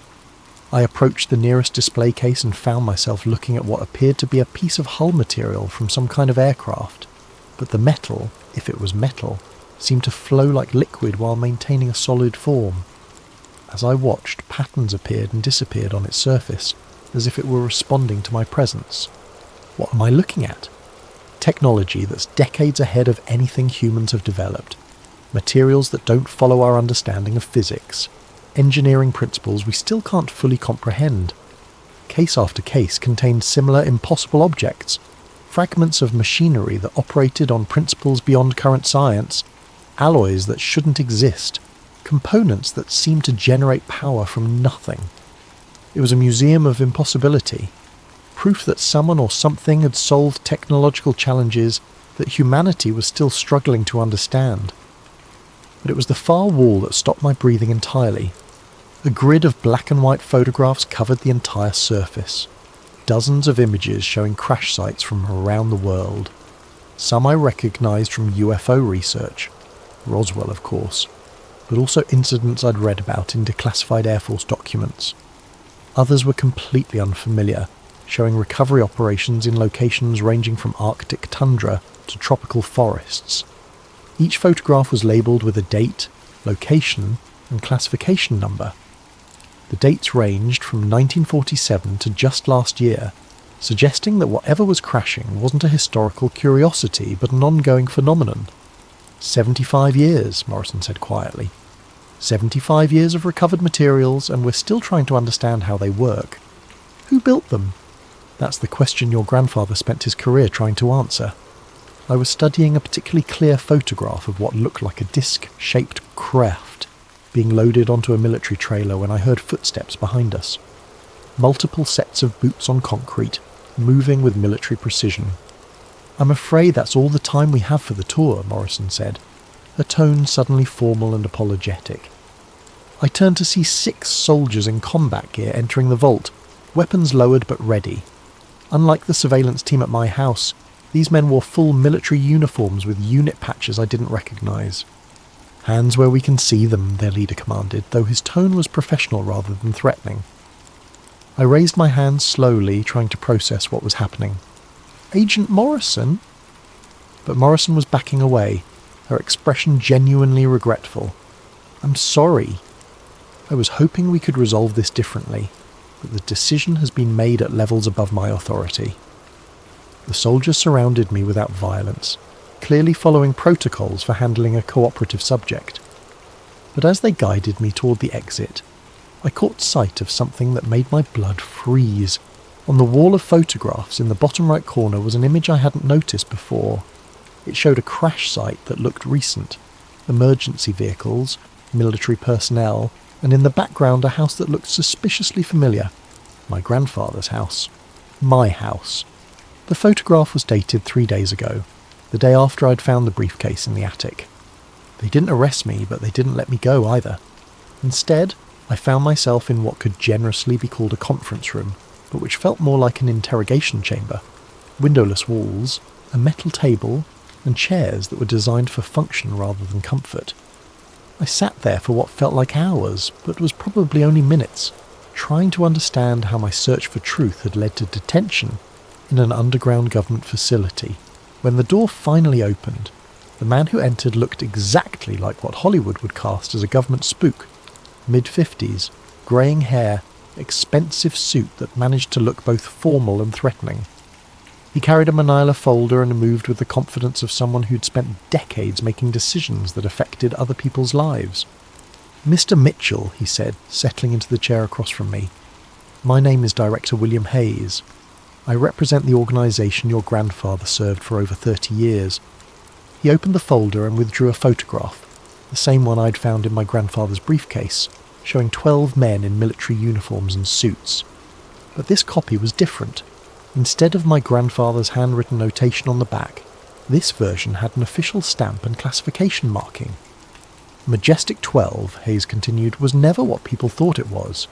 It wasn't 12 men making decisions about UFO policy.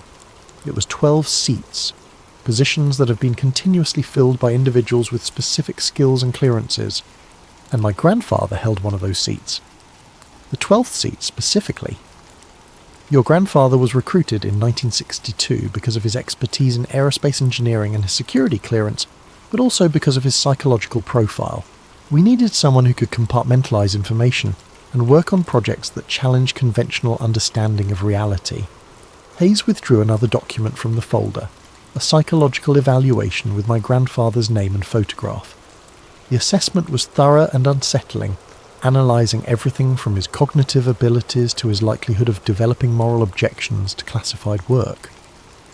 Project Doorway was your grandfather's primary assignment, Hayes explained. While the rest of MJ-12 focused on recovery and analysis of materials, Doorway was tasked with practical application, taking recovered technology and developing human applications. You're talking about reverse engineering? I'm talking about the most advanced research program in human history. Integrated circuits, fibre optics, advanced metallurgy, dozens of technologies that revolutionized human civilization were actually derived from materials we recovered starting in 1947. The implications were staggering. If Hayes was telling the truth, then much of modern technology wasn't the result of human innovation, but rather reverse-engineered alien science. Our computers, our communications, our material science, all of it built on a foundation of borrowed knowledge. Why are you telling me this? Because Majestic 12 never disbanded. It evolved. Hayes leaned forward, his expression becoming more intense. Government programs have limitations, oversight, budgets, political interference. But private organisations can operate with greater flexibility and fewer restrictions. You went private. We became self-sustaining. The technologies we developed generated revenue streams that funded continued research. By 1995, we were completely independent of government oversight or funding. It made a certain perverse sense. If you could reverse engineer advanced technology, you could patent and license innovations that would generate enormous profits. Those profits could fund more research, more recovery operations, more technological advancement, a self-perpetuating cycle of discovery and development that operated outside normal economic and political constraints. The question, Hayes continued, is what happens now? Your investigation has attracted attention from multiple parties, some friendly, others less so. You have a choice to make. He placed 2 items on the table between us. The first was a standard non-disclosure agreement, the kind of legal document that would bind me to silence about everything I'd seen and learned. The second was a keycard similar to the one Agent Morrison had used to access the facility. Option 1, you sign the NDA, agree never to discuss or investigate this matter further, and return to your normal life. We'll ensure your safety and provide compensation for any inconvenience you've experienced. And option 2, you take the keycard and accept an invitation to join the organisation your grandfather served. The 12th seat has been vacant since his death 3 days ago. The offer was so unexpected that I couldn't immediately process it. You want me to become part of the cover-up? I want you to become part of the solution. Hayes' expression didn't change, but his tone became more urgent. Do you think we've spent 75 years hiding this technology for fun? Do you think we enjoy keeping scientific breakthroughs locked away in underground vaults? Then why do it? Because releasing it too quickly would destabilize human civilization. Imagine if we'd introduced integrated circuit technology in 1950, or revealed anti-gravity principles in 1960. The economic, political and social disruption would have been catastrophic. Hayes stood and moved to a wall-mounted display that I hadn't noticed before. With the touch of a button, it came alive with charts and graphs showing technological advancement over the past century. We've been carefully introducing recovered technology into human civilization for decades, he explained. Each innovation is timed to coincide with humanity's ability to understand and integrate it safely. We're not suppressing progress, we're managing it. The display showed a timeline that was both fascinating and disturbing. Major technological breakthroughs that I'd assumed were human achievements were actually marked as controlled releases of recovered technology. The transistor, laser technology, stealth aircraft design, all of it apparently derived from non-human sources, but introduced gradually to avoid societal shock. Your grandfather understood this, Hayes continued. He spent 30 years helping us determine what humanity was ready to know and when they were ready to know it.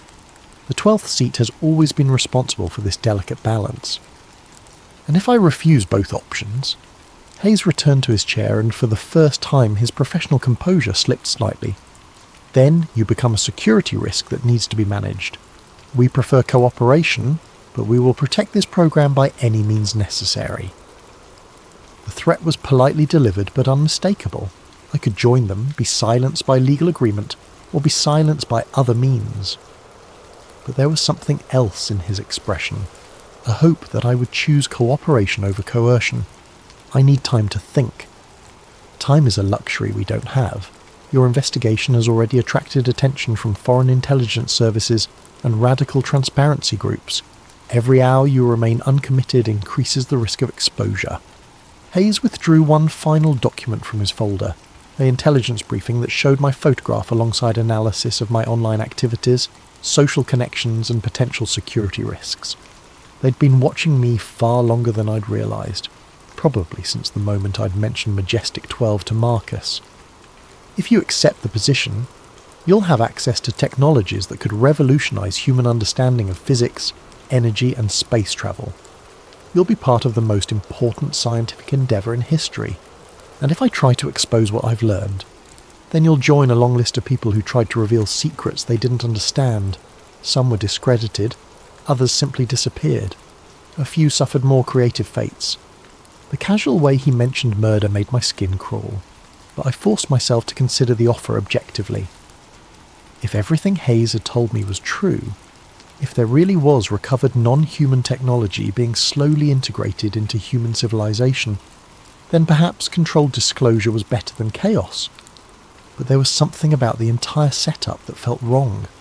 The underground facility, the private organisation operating without oversight, the casual threats against anyone who might expose the truth. Even if their intentions were good, the methods felt like something from a totalitarian nightmare. What happened to the other 11 seats? They're still filled. The organisation has evolved, but the structure remains the same. 12 individuals with different specialties, working together to manage humanity's relationship with non-terrestrial intelligence. Non-terrestrial intelligence? You're admitting these materials came from aliens. Hayes smiled for the first time since entering the room, but it wasn't a pleasant expression. Mr. Mitchell, that's the least shocking thing you'll learn if you accept this position. I made my decision at 3:47 a.m. on a Tuesday, sitting in my grandfather's kitchen and staring at the keycard Director Hayes had given me. They'd returned me to my house with a 12-hour deadline, promising that my choice would be final and irreversible. The surveillance team was still outside, but their presence had shifted from threatening to protective. Agent Morrison had stopped by earlier to explain that foreign intelligence services were now actively searching for me, having detected the brief leak of classified documents. Whether I joined the organisation or simply signed an NDA, I would need their protection. I'd spent hours reading everything I could find about my grandfather's military service, looking for clues about the man who'd kept such enormous secrets for so many years. His commendations were impressive but vague, full of references to special projects and classified contributions to national security. Between the lines, I could see the outline of a man who'd struggled with the weight of knowledge he couldn't share. There was a journal I'd found in his desk, mostly mundane entries about daily life and family events, but scattered throughout were cryptic references that made more sense now that I understood his real work. Made progress on the translation project today, he'd written in 1968. The mathematics are unlike anything we've seen before. Translation project, as if he'd been trying to understand instructions written in a non-human language. The most revealing entry was from 1985. 23 years of this work, and I still don't know if we're preparing humanity for the future, or betraying it to forces we don't understand, but the alternative, chaos, panic, the collapse of everything we've built, would find it after his death. The implication hit me like cold water. The briefcase hadn't been hidden from me. It had been preserved for me. My grandfather had spent his final years preparing for this moment when his secrets would become my responsibility. "The 12th seat," I said quietly. "Welcome to Majestic 12, Mr. Mitchell." I handed her the keycard, then walked back into the house that now felt like someone else's life. In 12 hours, I would report to Site 7 for orientation and briefing. I would learn about technologies that shouldn't exist, about contact with intelligences that weren't human, about decisions that shape the future of human civilization. But first, I had one final task to complete. I sat at my grandfather's desk and opened a new document on my laptop. If I was going to join the conspiracy, I was going to document everything I could remember about the journey that brought me here. Not for publication, I understood now that some secrets had to be kept, but for the person who would someday find themselves in my position. Because there would always be a 12th seat, and it would always need to be filled by someone willing to bear the weight of impossible knowledge. I began typing, "If you're reading this, then you found what I left for you to find." The briefcase was just the beginning. What follows is the real story, the one they don't tell you until after you've already agreed to carry it forward. Outside, the sun was rising over the desert, painting the mountains in shades of gold and red. It looked like the dawn of a new world, which I supposed it was, at least for me. 3 months later, I was sitting in a conference room beneath Site 7, surrounded by 11 other people who'd made the same choice I had made. We were reviewing intelligence reports about a crash in northern Canada, discussing recovery protocols and containment procedures with the casual professionalism of people who'd spent years managing the impossible. The work was exactly as advertised. Fascinating, terrifying, and absolutely necessary. Every day brought new evidence that humanity was not alone in the universe, and every day brought new decisions about how much of that truth the world was ready to handle. I thought about my grandfather often, wondering if he'd felt the same mix of pride and guilt that consumed me now. We were guardians of humanity's future, protectors of civilization stability, and keepers of secrets that could transform or destroy everything humans had built. But late at night, when I returned to the house that now felt more like a museum than a home, I sometimes wondered about the road not taken. What if I had chosen transparency over secrecy? What if I had tried to tell the world about recovered technology and non-human intelligence? Would humanity have been ready for that truth?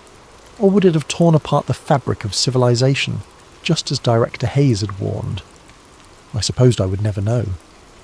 But every morning I woke up and chose to believe that gradual disclosure was better than sudden chaos, that managed truth was better than devastating revelation. After all, That's what the 12th seat was for, to make the hard choices so others didn't have to. And if someday I was wrong, if the secrecy caused more harm than transparency would have, well, hopefully the person who inherited my position would be wiser than I had been. The briefcase was waiting in the attic, exactly where my grandfather had left it, exactly where I would leave it when my time came, along with a letter that began, "If you're reading this, then you found what I left for you to find." Some traditions, it seemed, were worth preserving, even the secret ones. If you're enjoying these deep dives into forgotten history and classified operations, make sure to like this video and subscribe to Sleep Theories for more stories that'll keep you awake at night. And drop your own video ideas in the comments below. What other buried secrets should we uncover next? Everyone remembers the Cuban Missile Crisis. Everyone knows about the Bay of Pigs, the Berlin Wall, the space race, but hardly anyone remembers the time we detonated nuclear bombs above the Earth's atmosphere in 1958. And what they told us afterward doesn't add up. My name is Frank Morrison, and I'm 84 years old. I've kept quiet about what I saw for over 60 years, but at my age, what's the Navy going to do to me now? Court-martial my corpse. I was a radio man first class aboard the USS Norton Sound during Operation Argus, and I'm here to tell you that the official story, that we were conducting scientific research on radiation belts, is only part of the truth. The real truth is something else entirely, something that made seasoned officers sweat through their uniforms and had scientists arguing in hushed voices about things that still don't appear in any textbook. We weren't just studying the atmosphere that September, we were learning how to control it, and God help us, I think we succeeded. Chapter 1. Orders from Nowhere. August 27th, 1958. Norfolk Naval Base, Virginia. The morning was muggy and oppressive, the kind of heat that makes your uniform stick to your skin before you've even started working. I was finishing up my rotation at the communication centre when Chief Petty Officer Williams found me. "Morrison, grab your gear. You're shipping out." I looked up from the radio console I'd been monitoring. "Shipping out where, Chief?" "Can't say. Orders came down from Washington this morning. You've got 2 hours. That should have been my first warning. In the Navy, you usually know where you're going, even if you don't know what you'll be doing when you get there." But Williams just handed me a set of sealed orders, with instructions not to open them until I was aboard ship. The USS Norton Sound was waiting at the dock, a converted seaplane tender that had been modified for missile testing. She wasn't pretty, but she was functional, bristling with communications equipment and radar arrays that hadn't been there the last time I'd seen her. As I walked up the gangway with my sea bag, I noticed something odd. There were civilians aboard, men in suits carrying briefcases, trying to look like they belonged on a warship but failing miserably. Scientists, I figured. But scientists for what? The crew quarters were buzzing with speculation as we got underway. Nobody knew where we were headed, and that was unusual. Even on classified missions, the Scuttlebutt network usually had some idea of the destination. But this time was different. The officers were tight-lipped, and the senior enlisted men, guys who normally knew everything before the captain did, were just shrugging their shoulders. "Heard we're going to the Pacific," said Petty Officer Jenkins, a sonar man from Detroit. "Nah, it's the Atlantic," countered Seaman Rodriguez. "My buddy in the galley says we took on provisions for a southern run." I kept quiet and listened. In the Radio Shack you learn that information is power, and the less people know you know, the better. But privately, I was as curious as anyone. The sealed orders in my footlocker felt like they were burning a hole through the metal. 3 days out of Norfolk, Captain Reynolds finally assembled the crew on deck. He was a weathered man with grey eyes that had seen too much, and when he spoke, his voice carried the weight of absolute authority. "Gentlemen," he began, "we are participating in Operation Argus, a joint Navy-Air Force mission of the highest classification. Our destination is the South Atlantic, approximately 1,000 miles southwest of Cape Town. Our mission is to provide communication and monitoring support for high-altitude nuclear testing." A murmur ran through the assembled sailors. Nuclear testing wasn't unusual. We'd been watching the Soviets and conducting our own tests for years, but high-altitude testing, that was new. The tests we'll be supporting are designed to study the effects of nuclear detonations in the upper atmosphere, Reynolds continued. These experiments will help us understand radiation patterns and electromagnetic phenomena at altitudes previously unexplored. I don't need to remind you that everything we do, everything we see, and everything we hear is classified at the highest levels. Anyone caught discussing this mission with unauthorized personnel will face court-martial. That night I finally opened my sealed orders. They were surprisingly brief. Report to the communication centre, monitor all frequencies, record everything, and maintain radio contact with a list of stations that included some call signs I'd never seen before. Most were obvious. Naval Communications, Air Force Global Communications, the usual suspects. But there were others. Stations with designations that didn't match any format I knew. One in particular stuck with me, Curtain Actual. I'd been a radio man for 8 years and I'd never heard of any station called Curtain Actual. But there it was in black and white, with priority frequencies and encryption codes that were unlike anything I'd worked with before. As we sailed south, the atmosphere aboard the Northern Sound grew stranger. The civilian scientists kept to themselves, huddled in converted compartments with equipment I didn't recognise. Sometimes I'd pass them in the corridor, and I'd catch fragments of conversation, technical jargon mixed with something that sounded almost like anxiety. In a spheric density at that altitude, the Van Allen belts won't provide adequate if the containment field collapses. Containment field? I'd never heard nuclear testing described in those terms. The officers weren't much better. Lieutenant Commander Harris, our communications officer, started looking like he hadn't slept in days. He'd come into the radio shack at all hours, checking our equipment, running diagnostics on systems that were working perfectly fine. "Morrison," he said one evening as I was monitoring the late watch, "I want you to set up additional recording equipment. Everything that comes through these radios, I want it documented." "Everything, sir?" "Everything. Even if it sounds like static, even if it doesn't make sense. Record it all." I nodded and made the adjustments, but his tone bothered me. Harris was normally cool and professional, but that night he sounded worried. More than worried, he sounded afraid. 10 days out of Norfolk, we reached our destination. The coordinates put us in the middle of nowhere, empty ocean stretching to every horizon, no land in sight. The water was deep blue and restless, with swells that made the Norton Sound roll in a way that had half the crew reaching for their seasickness pills. But we weren't alone. As dawn broke on September 1st, other ships began appearing on the horizon. The USS Tarawa, a massive escort carrier, several destroyers whose names I couldn't make out at that distance, and something else, a sleek vessel that didn't look like anything in the Navy inventory. Too small to be a cruiser, too large to be a destroyer, with a profile that seemed almost experimental. "Task Force 88, Chief Williams told me as we watched the ships take their positions. "Everything out here is Task Force 88. "What's on that strange ship, Chief?" Williams looked at me for a long moment, then shook his head. "Above my pay grade, Morrison. Way above." That afternoon, we got our first real briefing about what we'd be doing.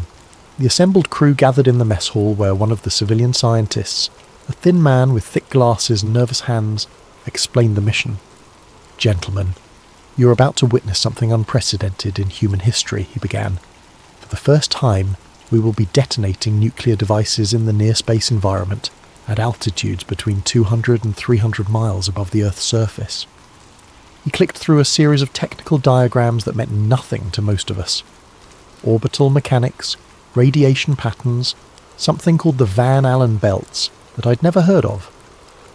The purpose of these tests is to study the behaviour of nuclear explosions in the absence of atmospheric interference and to observe their effects on the Earth's magnetic field and radiation environment. Each device is relatively small, approximately 1 kiloton yield, but their effects may be visible across a much wider area than ground-based detonations. Relatively small. 1 kiloton was still enough to level a city, but I suppose when you're dealing with weapons that could destroy entire states, a kiloton seemed modest. The tests will be conducted over 3 phases, the scientist continued. Argus I will be fired on August 27th. Excuse me, that was a preliminary test. Argus 2 will be conducted on August 30th. and Argus 3 on September 6th. Your job is to monitor, record and report on all observable phenomena. After the briefing, I cornered Chief Williams in the corridor. Chief, something doesn't add up about this. If they're just studying radiation belts, why all the secrecy? Why no media coverage? Hell, when we tested bombs in Nevada, they used to invite reporters. Williams glanced around to make sure we weren't being overheard. Morrison, in 30 years of naval service, I've learned one thing. When the brass tells you that you're seeing one thing, but your eyes tell you you're seeing something else, trust your eyes, but keep your mouth shut about it. That night, as I monitored the radio frequencies, I picked up something strange. It was on one of the secondary channels, a frequency that wasn't supposed to have any traffic. Two voices, both using call signs I didn't recognise. Atmospheric density readings are nominal. Roger that. Curtain parameters are within acceptable ranges. If the ionisation cascade exceeds projected levels, abort protocols are in place. The curtain must not be compromised. There was that word again. Curtain. I recorded everything just as Lieutenant Commander Harris had ordered, but I couldn't shake the feeling that I was listening to something I wasn't supposed to hear. The next morning brought news that changed everything. The Soviet Union had just announced they were conducting their own high-altitude nuclear tests. According to the intelligence briefing, they had detonated several devices above their test sites in Kazakhstan, at altitudes similar to what we were planning for Argus. But here's the thing that bothered me. Our mission had been planned for months. The ships were already in position, the equipment installed, the test scheduled. So why were the Soviets suddenly conducting identical experiments at exactly the same time? Unless they weren't identical. Unless both sides were racing to achieve something specific before the other could complete it. I mentioned this to Jenkins while we were off duty, and he just laughed. Morrison, you think too much. It's probably just a coincidence. But I'd been thinking about those overheard radio transmissions, about the nervous scientists and worried officers, about the mysterious ship on the horizon that nobody wanted to talk about. Coincidences were rare in the intelligence business, and in my experience, when two world powers suddenly started doing the same highly classified thing at the same time, it meant they were either copying each other or racing toward the same goal. The question was, what goal could possibly require detonating nuclear weapons in space? I was about to find out. Chapter 2. The Strange Launches. August the 30th, 1958, 03:47 hours. I was on duty in the communication centre when the first real test began. Through the static and encrypted chatter, I could hear the countdown being relayed from the launch platform, that mysterious ship I'd seen on the horizon. Argus 2, T-minus 60 seconds and counting. I had my recording equipment running and my headphones on, monitoring multiple frequencies simultaneously. The normal radio traffic had gone quiet, an ominous silence that stretched across the entire task force. T-minus 30 seconds. All stations report ready. Through the porthole I could see sailors gathering on deck despite the early hour. Word had spread that something big was about to happen, and nobody wanted to miss it. T-minus 10, 9, 8, 7, 6, 5, 4, 3, 2, 1, launch. I'd expected to see the missile itself, but the launch platform was too far away. What I didn't expect was what happened next. The horizon lit up, not gradually like a sunrise, instantly like someone had flipped a switch and turned the night into day. The entire southern sky blazed with white light so intense it hurt to look at directly, even through the small porthole in the radio shack. Jesus Christ, I heard someone shout from the deck. What the hell was that? The light lasted for maybe 10 seconds, then faded to an eerie green glow that stretched across half the sky. I'd seen pictures of nuclear tests in Nevada, but this was different. This was bigger, brighter, and somehow more unsettling than anything I'd imagined. But that wasn't the strangest part. As the light faded, my radio equipment went insane. Every frequency was filled with static, electronic squealing, and something else. A rhythmic metallic ringing that seemed to pulse in time with the aurora-like glow above us. All stations. This is Norton Sound Communications. We are experiencing severe radio interference. Please confirm your status. One by one, the other ships in the task force reported in, but their transmissions were barely audible through the electromagnetic chaos. Whatever that explosion had done to the upper atmosphere, it was wreaking havoc with our communications. I adjusted my equipment, trying to filter out the interference, when I caught something on one of the encrypted channels. Ionization levels exceed all projections. The curtain is holding, repeat, the curtain is holding. Radiation cascade is propagating along predicted vectors. Aurora visibility confirmed from South Africa to Argentina. Aurora visibility from South Africa to Argentina. That was impossible. Auroras occurred at the poles, not at mid-latitudes. But as I looked out the porthole, I could see them with my own eyes. Sheets of green and blue light dancing across the sky like some cosmic celebration. The interference lasted for hours. Ships that were only miles apart could barely communicate with each other, and long-range communications were completely impossible. It wasn't until late afternoon that the static began to clear enough for normal operations. That evening, the scientists briefed the senior staff on what they claimed had happened. I wasn't supposed to be there, but Lieutenant Commander Harris had asked me to set up recording equipment in the wardroom, so I heard every word. The detonation occurred at an altitude of approximately 290 miles, the thin scientist explained. The device functioned as expected, creating an artificial radiation belt around the Earth and producing visible aurora phenomena across a wide geographic area. Artificial radiation belt. That was a new one. I'd heard of the Van Allen radiation belts, natural zones of charged particles trapped by Earth's magnetic field, but creating artificial ones, that sounded like science fiction. The electromagnetic effects were more pronounced than our models predicted, another scientist added. We're still analysing the data, but it appears the ionospheric disruption extended much further than anticipated. Captain Reynolds leaned forward in his chair. Are you telling me that one small nuclear device disrupted radio communications across the entire South Atlantic? The ionosphere is a delicate system, Captain. When you introduce that much energy at that altitude, there are cascading effects. The important thing is that our monitoring equipment functioned perfectly. We're gathering data that will be invaluable for future operations. Future operations, not future tests. Operations. The language was telling, and I filed it away for later consideration. After the briefing, I was packing up my recording gear when I overheard two of the scientists talking in low voices near the door. The reflectivity coefficients are higher than we hoped, but can we maintain coherence at that scale? If the Soviets are achieving similar results, the window won't stay open forever. We need to complete the test series before... They noticed me and stopped talking, but I'd heard enough. This wasn't just about studying radiation belts. There was something else going on. Something involving reflectivity and coherence, and windows of opportunity. That night, as I lay in my bunk listening to the ship creak and roll in the South Atlantic swells, I tried to piece together what I'd seen and heard.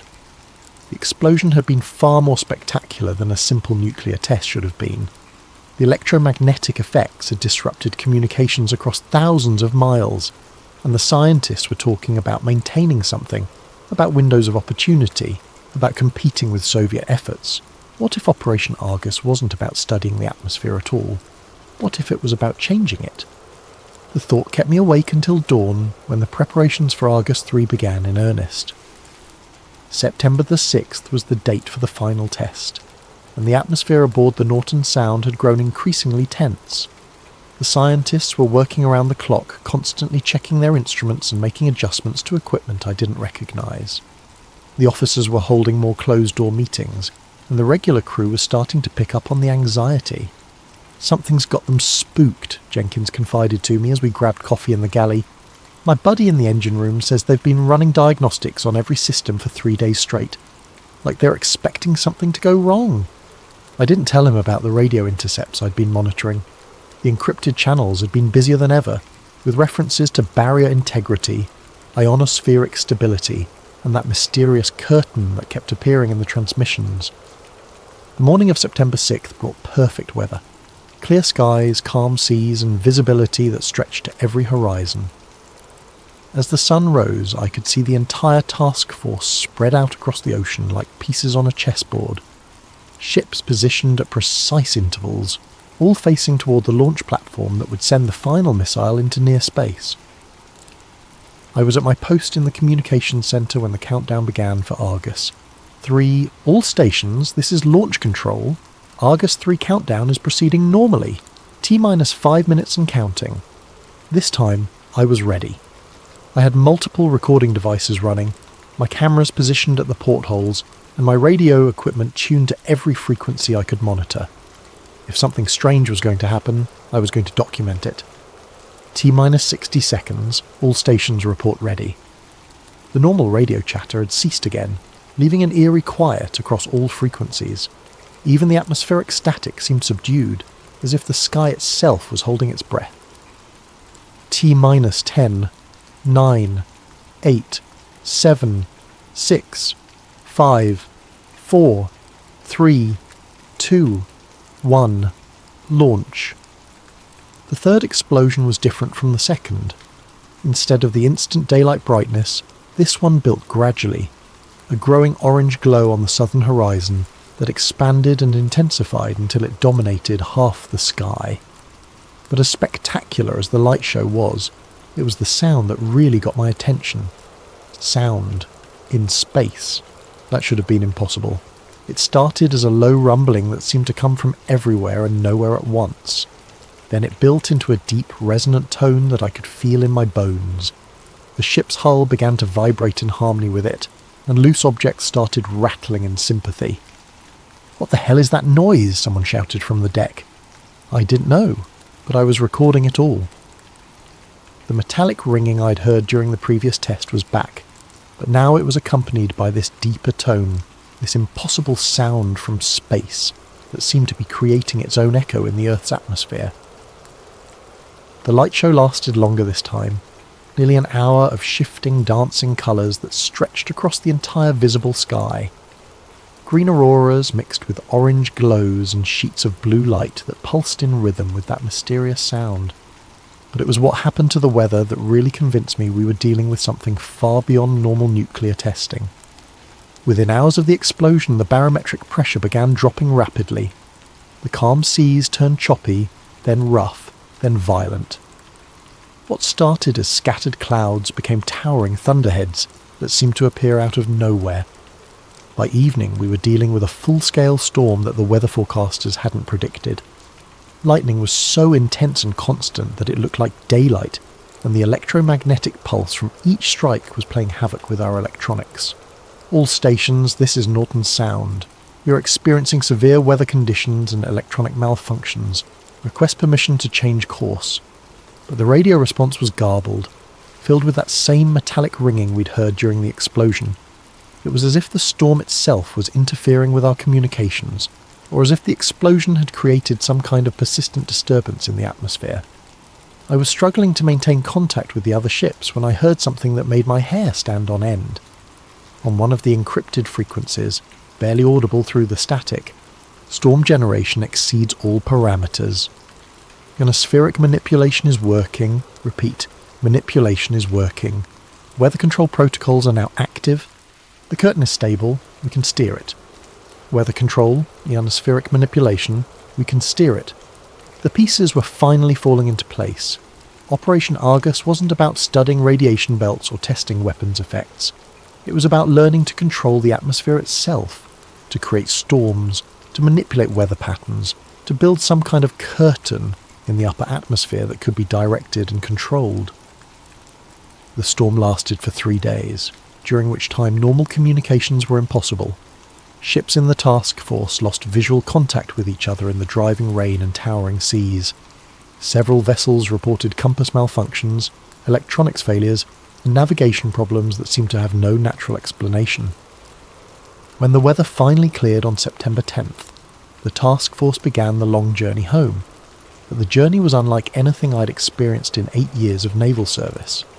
For one thing, we encountered 3 more storms on the way back to Norfolk, sudden, violent weather systems that appeared with no warning and disappeared just as quickly. Each storm was accompanied by the same electromagnetic effects we'd experienced after the nuclear tests. Radio interference, compass problems, and that strange metallic ringing that seemed to come from the sky itself. For another, our navigation equipment kept giving us impossible readings. GPS wasn't available in 1958, but we had sophisticated radio navigation systems that could determine our position within a few miles. Except they kept telling us we were somewhere we couldn't possibly be. Sometimes hundreds of miles off course, sometimes at coordinates that placed us on dry land. "It's like the atmosphere is still disturbed from the tests," Chief Williams confided to me during one of the calmer periods. "Whatever we did up there, it's still affecting things down here." I'd been thinking the same thing. The nuclear explosions had created more than just pretty light shows and artificial radiation belts. They'd fundamentally altered something about the Earth's atmospheric system, something that was still affecting weather patterns, electromagnetic fields and navigation systems weeks later. As we approached Norfolk in early October, I started hearing rumours about what was happening back home. According to the Scuttlebutt network, there had been unusual weather all along the East Coast, sudden storms, unexpected temperature changes, aurora sightings as far south as North Carolina. Coincidence? After everything I'd witnessed in the South Atlantic, I wasn't buying it. Chapter 3. The official science didn't add up. The debriefing process began before we even docked at Norfolk. Intelligence officers came aboard while we were still in the harbour, separating crew members for individual interviews and collecting all recorded materials. They took my radio logs, my personal notes, even the unofficial recordings I'd made during the tests. But they missed something.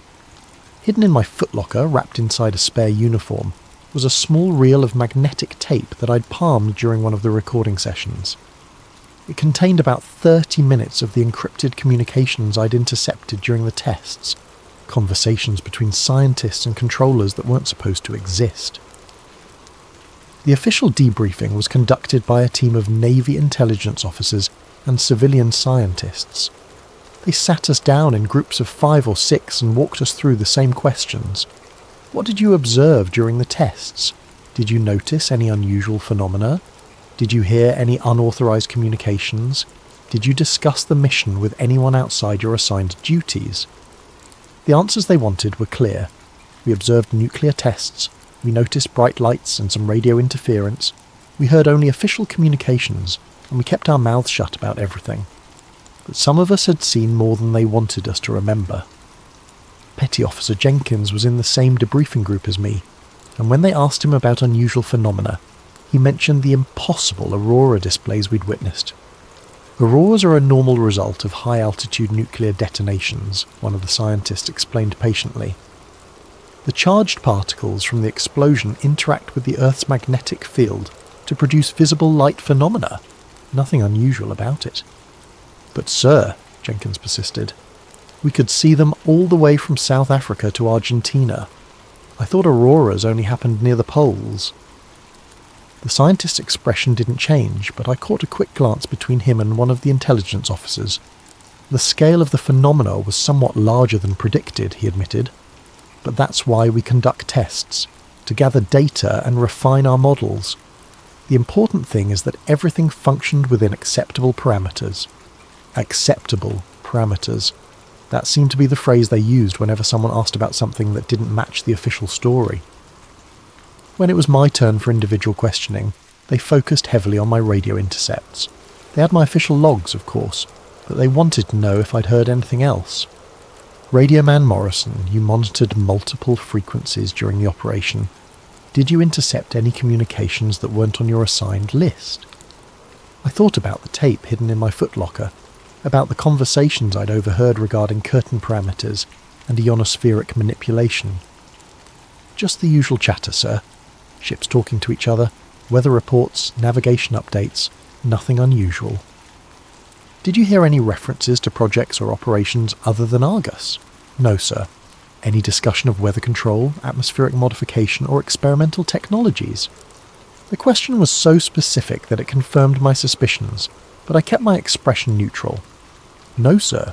Just standard nuclear test communications." They asked a few more questions, then dismissed me with the usual warnings about classification and the consequences of discussing the mission with unauthorized personnel. But as I left the debriefing room, I noticed something. They were asking everyone the same specific questions about weather control and atmospheric modification. That meant other people had heard the same things I had, and that meant the official story was definitely incomplete. Over the next few days, as we prepared for reassignment to other duties, I started quietly comparing notes with other crew members. Not directly, that would have violated security protocols, but through casual conversations and carefully phrased questions. What I learned was disturbing. Seaman Rodriguez, who worked in the ship's weather station, had recorded barometric pressure changes that didn't match any known meteorological patterns. The pressure had dropped and risen in precise cycles during each nuclear test, as if the explosions were creating artificial weather systems. Petty Officer Thompson, an electronics technician, had documented electromagnetic interference that extended far beyond what nuclear detonation should produce. His equipment had detected structured signals hidden in the static, patterns that looked almost like code. Chief Electrician Walsh had noticed that the ship's compass behaved strangely after each test, pointing to magnetic north one moment and swinging wildly the next, as if something was actively interfering with the Earth's magnetic field. None of this matched the official explanation that we'd been conducting simple radiation belt experiments. The scientists had told us we were studying the natural behaviour of charged particles in the upper atmosphere. But charged particles don't create artificial weather systems. They don't generate structured electromagnetic signals. They don't manipulate magnetic fields in predictable patterns, unless the particles weren't the point, unless the real purpose of the tests was to learn how to control those phenomena deliberately. I started thinking about the timing of Operation Argus. Why September 1958? Why had both the United States and Soviet Union suddenly decided to conduct identical experiments at the same time? The answer came to me while I was cleaning out my footlocker before leaving Norfolk.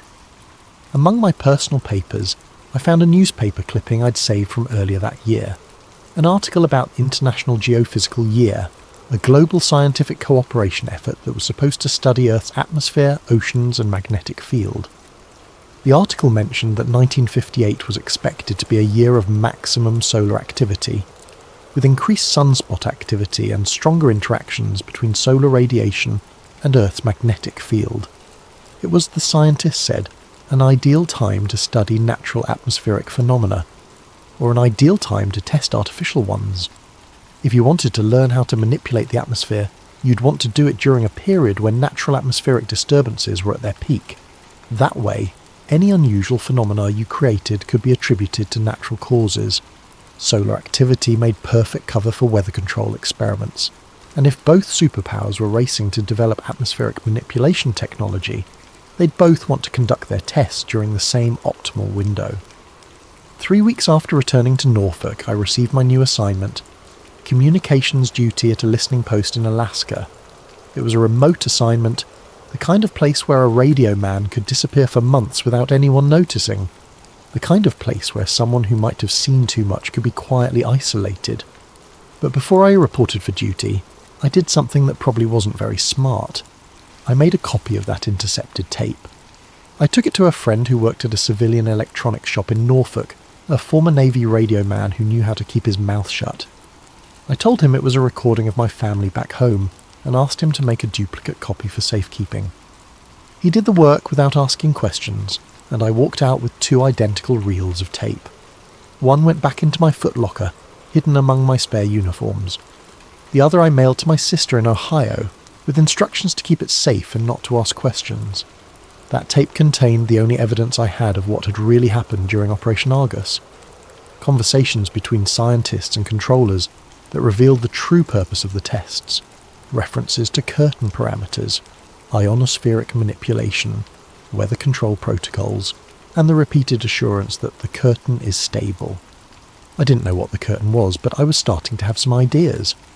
What if the nuclear tests weren't designed to create radiation belts, but to create a controllable layer of ionized particles in the upper atmosphere? A layer that could be manipulated to affect weather patterns, redirect electromagnetic signals, or even serve as some kind of planetary defense system. What if Operation Argus was the first successful test of technology that could turn the Earth's atmosphere into a weapon? The implications were staggering.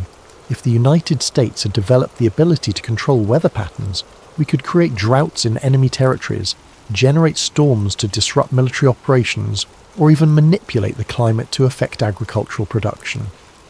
But there was something else, something that bothered me even more than the military applications. During one of the intercepted conversations, I'd heard a scientist say, "If the containment field collapses," and "we can't risk tearing it." Tearing what? The atmosphere itself? The magnetic field? Some kind of natural barrier that protected Earth from cosmic radiation? What if Operation Argus wasn't just about learning to control the atmosphere? What if it was about learning to repair it? What if there was something out there? Solar radiation, cosmic rays, some kind of extraterrestrial threat that required an artificial atmospheric barrier to defend against? And what if the nuclear tests were designed to create and maintain that barrier? It would explain the secrecy, the rushed timeline, the competition with Soviet efforts.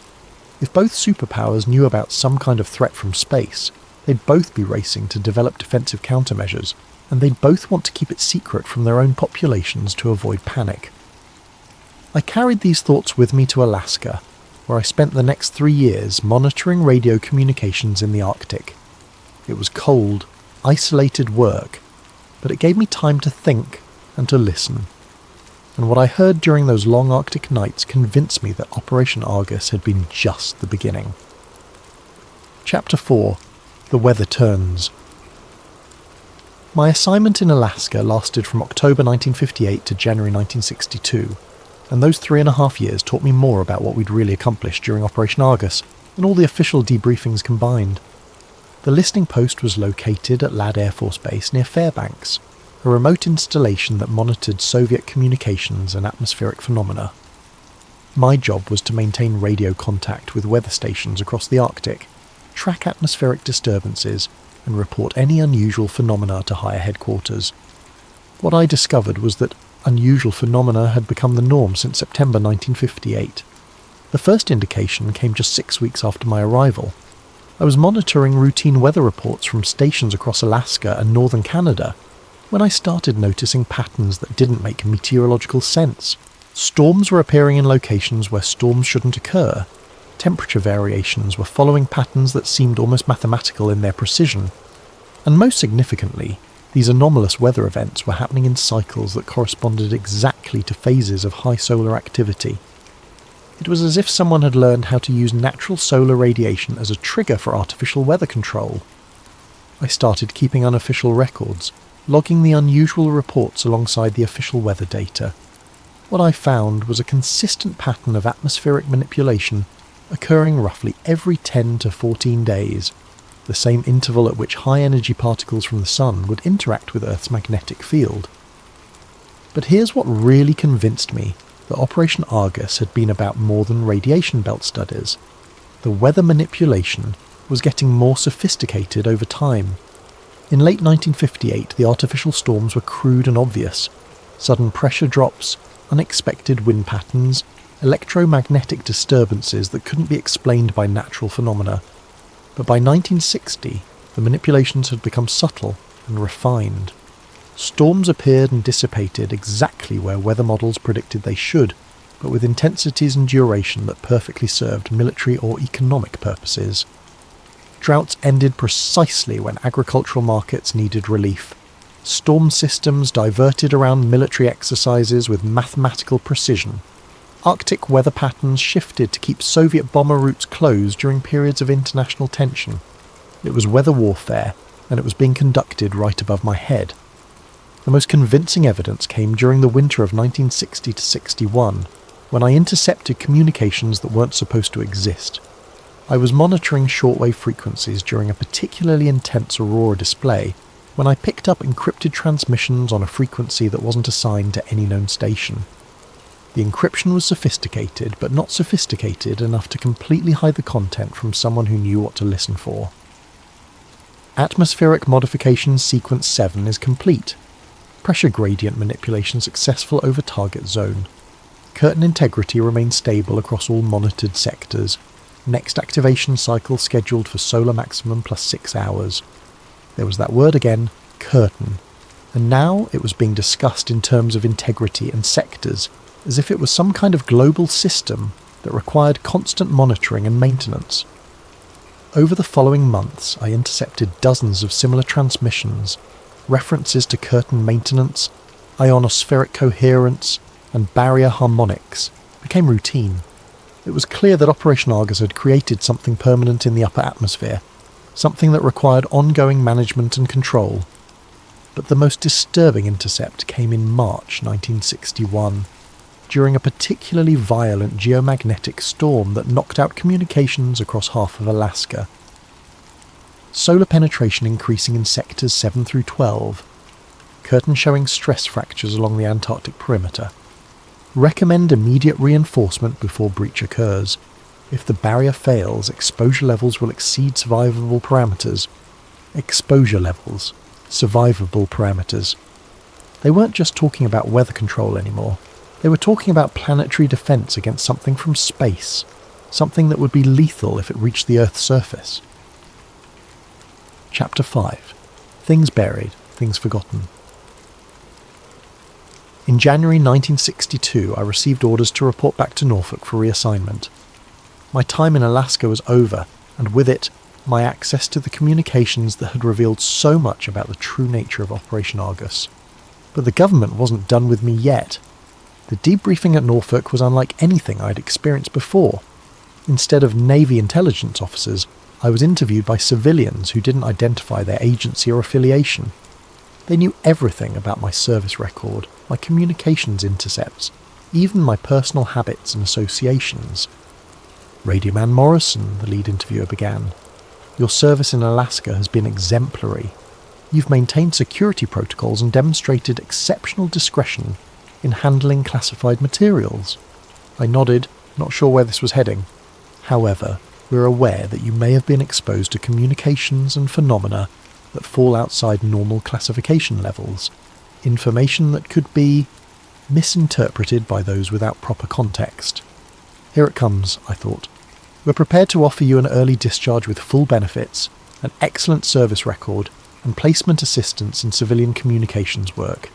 All we ask in return is your continued discretion regarding certain aspects of your recent assignment.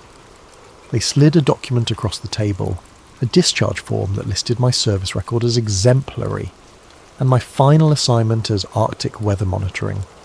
No mention of Argus, no reference to atmospheric research, nothing that would connect me to nuclear testing or weather manipulation experiments. What if I refuse? I asked. The interviewer's expression didn't change. Then you'll complete your enlistment at a communication station in the middle of the Pacific, where you'll spend the next 6 years monitoring routine shipping traffic. Your service record will reflect a gradual decline in performance and reliability. Your security clearance will be revoked, and any attempts to discuss classified information will result in immediate court-martial. It wasn't really a choice. Sign the papers and disappear into civilian life, or spend the rest of my naval career in exile. I signed. But before I left Norfolk, I did something that would haunt me for the next 60 years. I retrieved the tape reel from my footlocker and listened to it one more time. The voices were still there, preserved on magnetic tape despite decades of storage. Scientists and controllers discussing weather manipulation, ionospheric barriers, and something called the curtain that had to be maintained at all costs. The reflectivity coefficients are holding steady. Barrier harmonics are within acceptable parameters. If we push harder, the curtain might hold indefinitely. But we can't risk tearing it. The exposure would be catastrophic. As I listened to those voices from 1958, I realized that I was holding evidence of the most significant technological achievement in human history, and the most terrifying. Operation Argus hadn't just been about testing nuclear weapons in space. It had been about creating an artificial atmospheric barrier to protect Earth from something deadly that was coming from beyond our planet. The nuclear explosions had ionized particles in the upper atmosphere to create a controllable shield, a curtain that could be manipulated to deflect cosmic radiation, solar storms, or perhaps something even worse. And judging from the continued references to maintenance and reinforcement, that barrier was still operating. I sealed the tape in a waterproof container and buried it in my backyard in Norfolk before reporting for discharge. I told myself I'd come back for it someday, when I was old enough that the government couldn't touch me anymore, and that day has finally come. Chapter 6. The Implications. I'm 84 years old now, and I've spent the last 60 years watching the sky and wondering what we really accomplished during those 3 September days in 1958. The official history books mention Operation Argus briefly, if at all. When they do, they describe it exactly as we were told: a scientific experiment to study artificial radiation belts and high-altitude nuclear effects. 3 small nuclear devices detonated in space, some pretty auroras, interesting data collected, mission complete. But the official history doesn't explain why high-altitude nuclear testing was banned immediately after Argus. It doesn't explain why both superpowers agreed to the 1963 Limited Test Ban Treaty that specifically prohibited nuclear explosions above ground, underwater, or in space. And it doesn't explain why atmospheric research suddenly became one of the most heavily classified fields in science. What I think happened is this. Operation Argus proved that nuclear explosions in the upper atmosphere could create controllable ionospheric barriers. These barriers could manipulate weather patterns, redirect electromagnetic radiation, and potentially shield Earth from cosmic threats. But they also proved that the technology was incredibly dangerous. The intercepts I heard suggested that the barrier could be damaged or torn, with catastrophic consequences for life on Earth. Whatever the curtain was protecting us from, losing it would be lethal. So both superpowers agreed to stop testing, not because they were concerned about peace or environmental protection, but because they were afraid of breaking something they'd learned to depend on. Think about it. Since 1958, there have been no confirmed nuclear explosions above the atmosphere. Despite decades of nuclear proliferation, despite the development of increasingly sophisticated weapons, no nation has tested nuclear devices in space. That's not because of arms control treaties. Treaties get broken all the time. It's because everyone with nuclear capability knows what those tests really accomplished, and they're all afraid of damaging the system that Argus created. The weather manipulation I observed in Alaska was just a side effect. The real purpose of the ionospheric barrier was planetary defense, protection against cosmic radiation, solar storms, or potentially even extraterrestrial threats that we weren't being told about. And I think that barrier is still operating. Consider the evidence. Since 1958, Earth's climate has become increasingly chaotic and unpredictable. Weather patterns that held steady for centuries have shifted dramatically. Solar storms that should have caused widespread electromagnetic disasters have been mysteriously deflected or weakened. The government calls it climate change and blames it on industrial pollution. But what if the real cause is an artificial atmospheric system that's been operating for over 60 years? What if the curtain that was supposed to protect us is now affecting global weather patterns in ways its creators never anticipated? What if Operation Argus saved us from one threat by creating another? I've spent decades trying to piece together the complete picture from the fragments I observed. The timing of the tests during maximum solar activity, the competition with Soviet efforts, the immediate ban on high-altitude nuclear testing, the continued secrecy surrounding atmospheric research. It all points to the same conclusion. Humanity discovered a cosmic threat serious enough to require planetary-scale defensive measures. We developed the technology to protect ourselves, but at the cost of giving up control over our own atmosphere, and we did it all in secret because the truth would have caused global panic. Chapter 7. The Quiet Receipt. I retrieved the tape from my backyard in Norfolk 3 months ago after my wife passed away, and I decided it was time to tell this story. The metal container had corroded, but the tape inside was still intact, sealed in plastic and preserved by 60 years of Virginia clay. I had it digitised by a local electronics shop, the same shop where I'd had it copied in 1958, though obviously run by different people now. The young technician who did the work probably thought it was just old family recordings. If only he knew. The voices are still there, faint but audible. Scientists and controllers discussing ionospheric manipulation, weather control protocols, and the mysterious curtain that had to be maintained at all costs. Evidence of the most significant technological achievement in human history, and the most dangerous secret ever kept. I've listened to it dozens of times over the past few months, And every time I hear that one phrase that convinced me to finally speak out, if we push harder, the curtain might hold indefinitely, but we can't risk tearing it. 65 years later, we still don't know what would happen if the curtain tore. We don't know what it's protecting us from, how long it will last, or what the consequences might be if it fails. But I know this. Every time there's a major solar storm, every time the aurora displays extend further south than they should, every time the weather behaves in ways that don't match any natural pattern, I wonder if we're seeing signs that the barrier is weakening. The scientists who created it are long dead. The politicians who authorized it are gone. The military officers who supervised it have passed away. But the system they built is still operating somewhere above our heads, invisible and unacknowledged, protecting us from something we're not allowed to know about. Sometimes I think about releasing the tape, making it public, forcing the government to acknowledge what really happened during Operation Argus. But then I remember that phrase, we can't risk tearing it. What if the secrecy isn't just about covering up government experiments? What if it's about preventing panic that could somehow interfere with the barrier's operation? What if public knowledge of the system could somehow compromise its effectiveness? I don't know the answers to these questions. I'm just an old radio man who happened to be in the right place at the wrong time to witness something that was never meant to be seen. But I do know this. The official story of Operation Argus is a lie.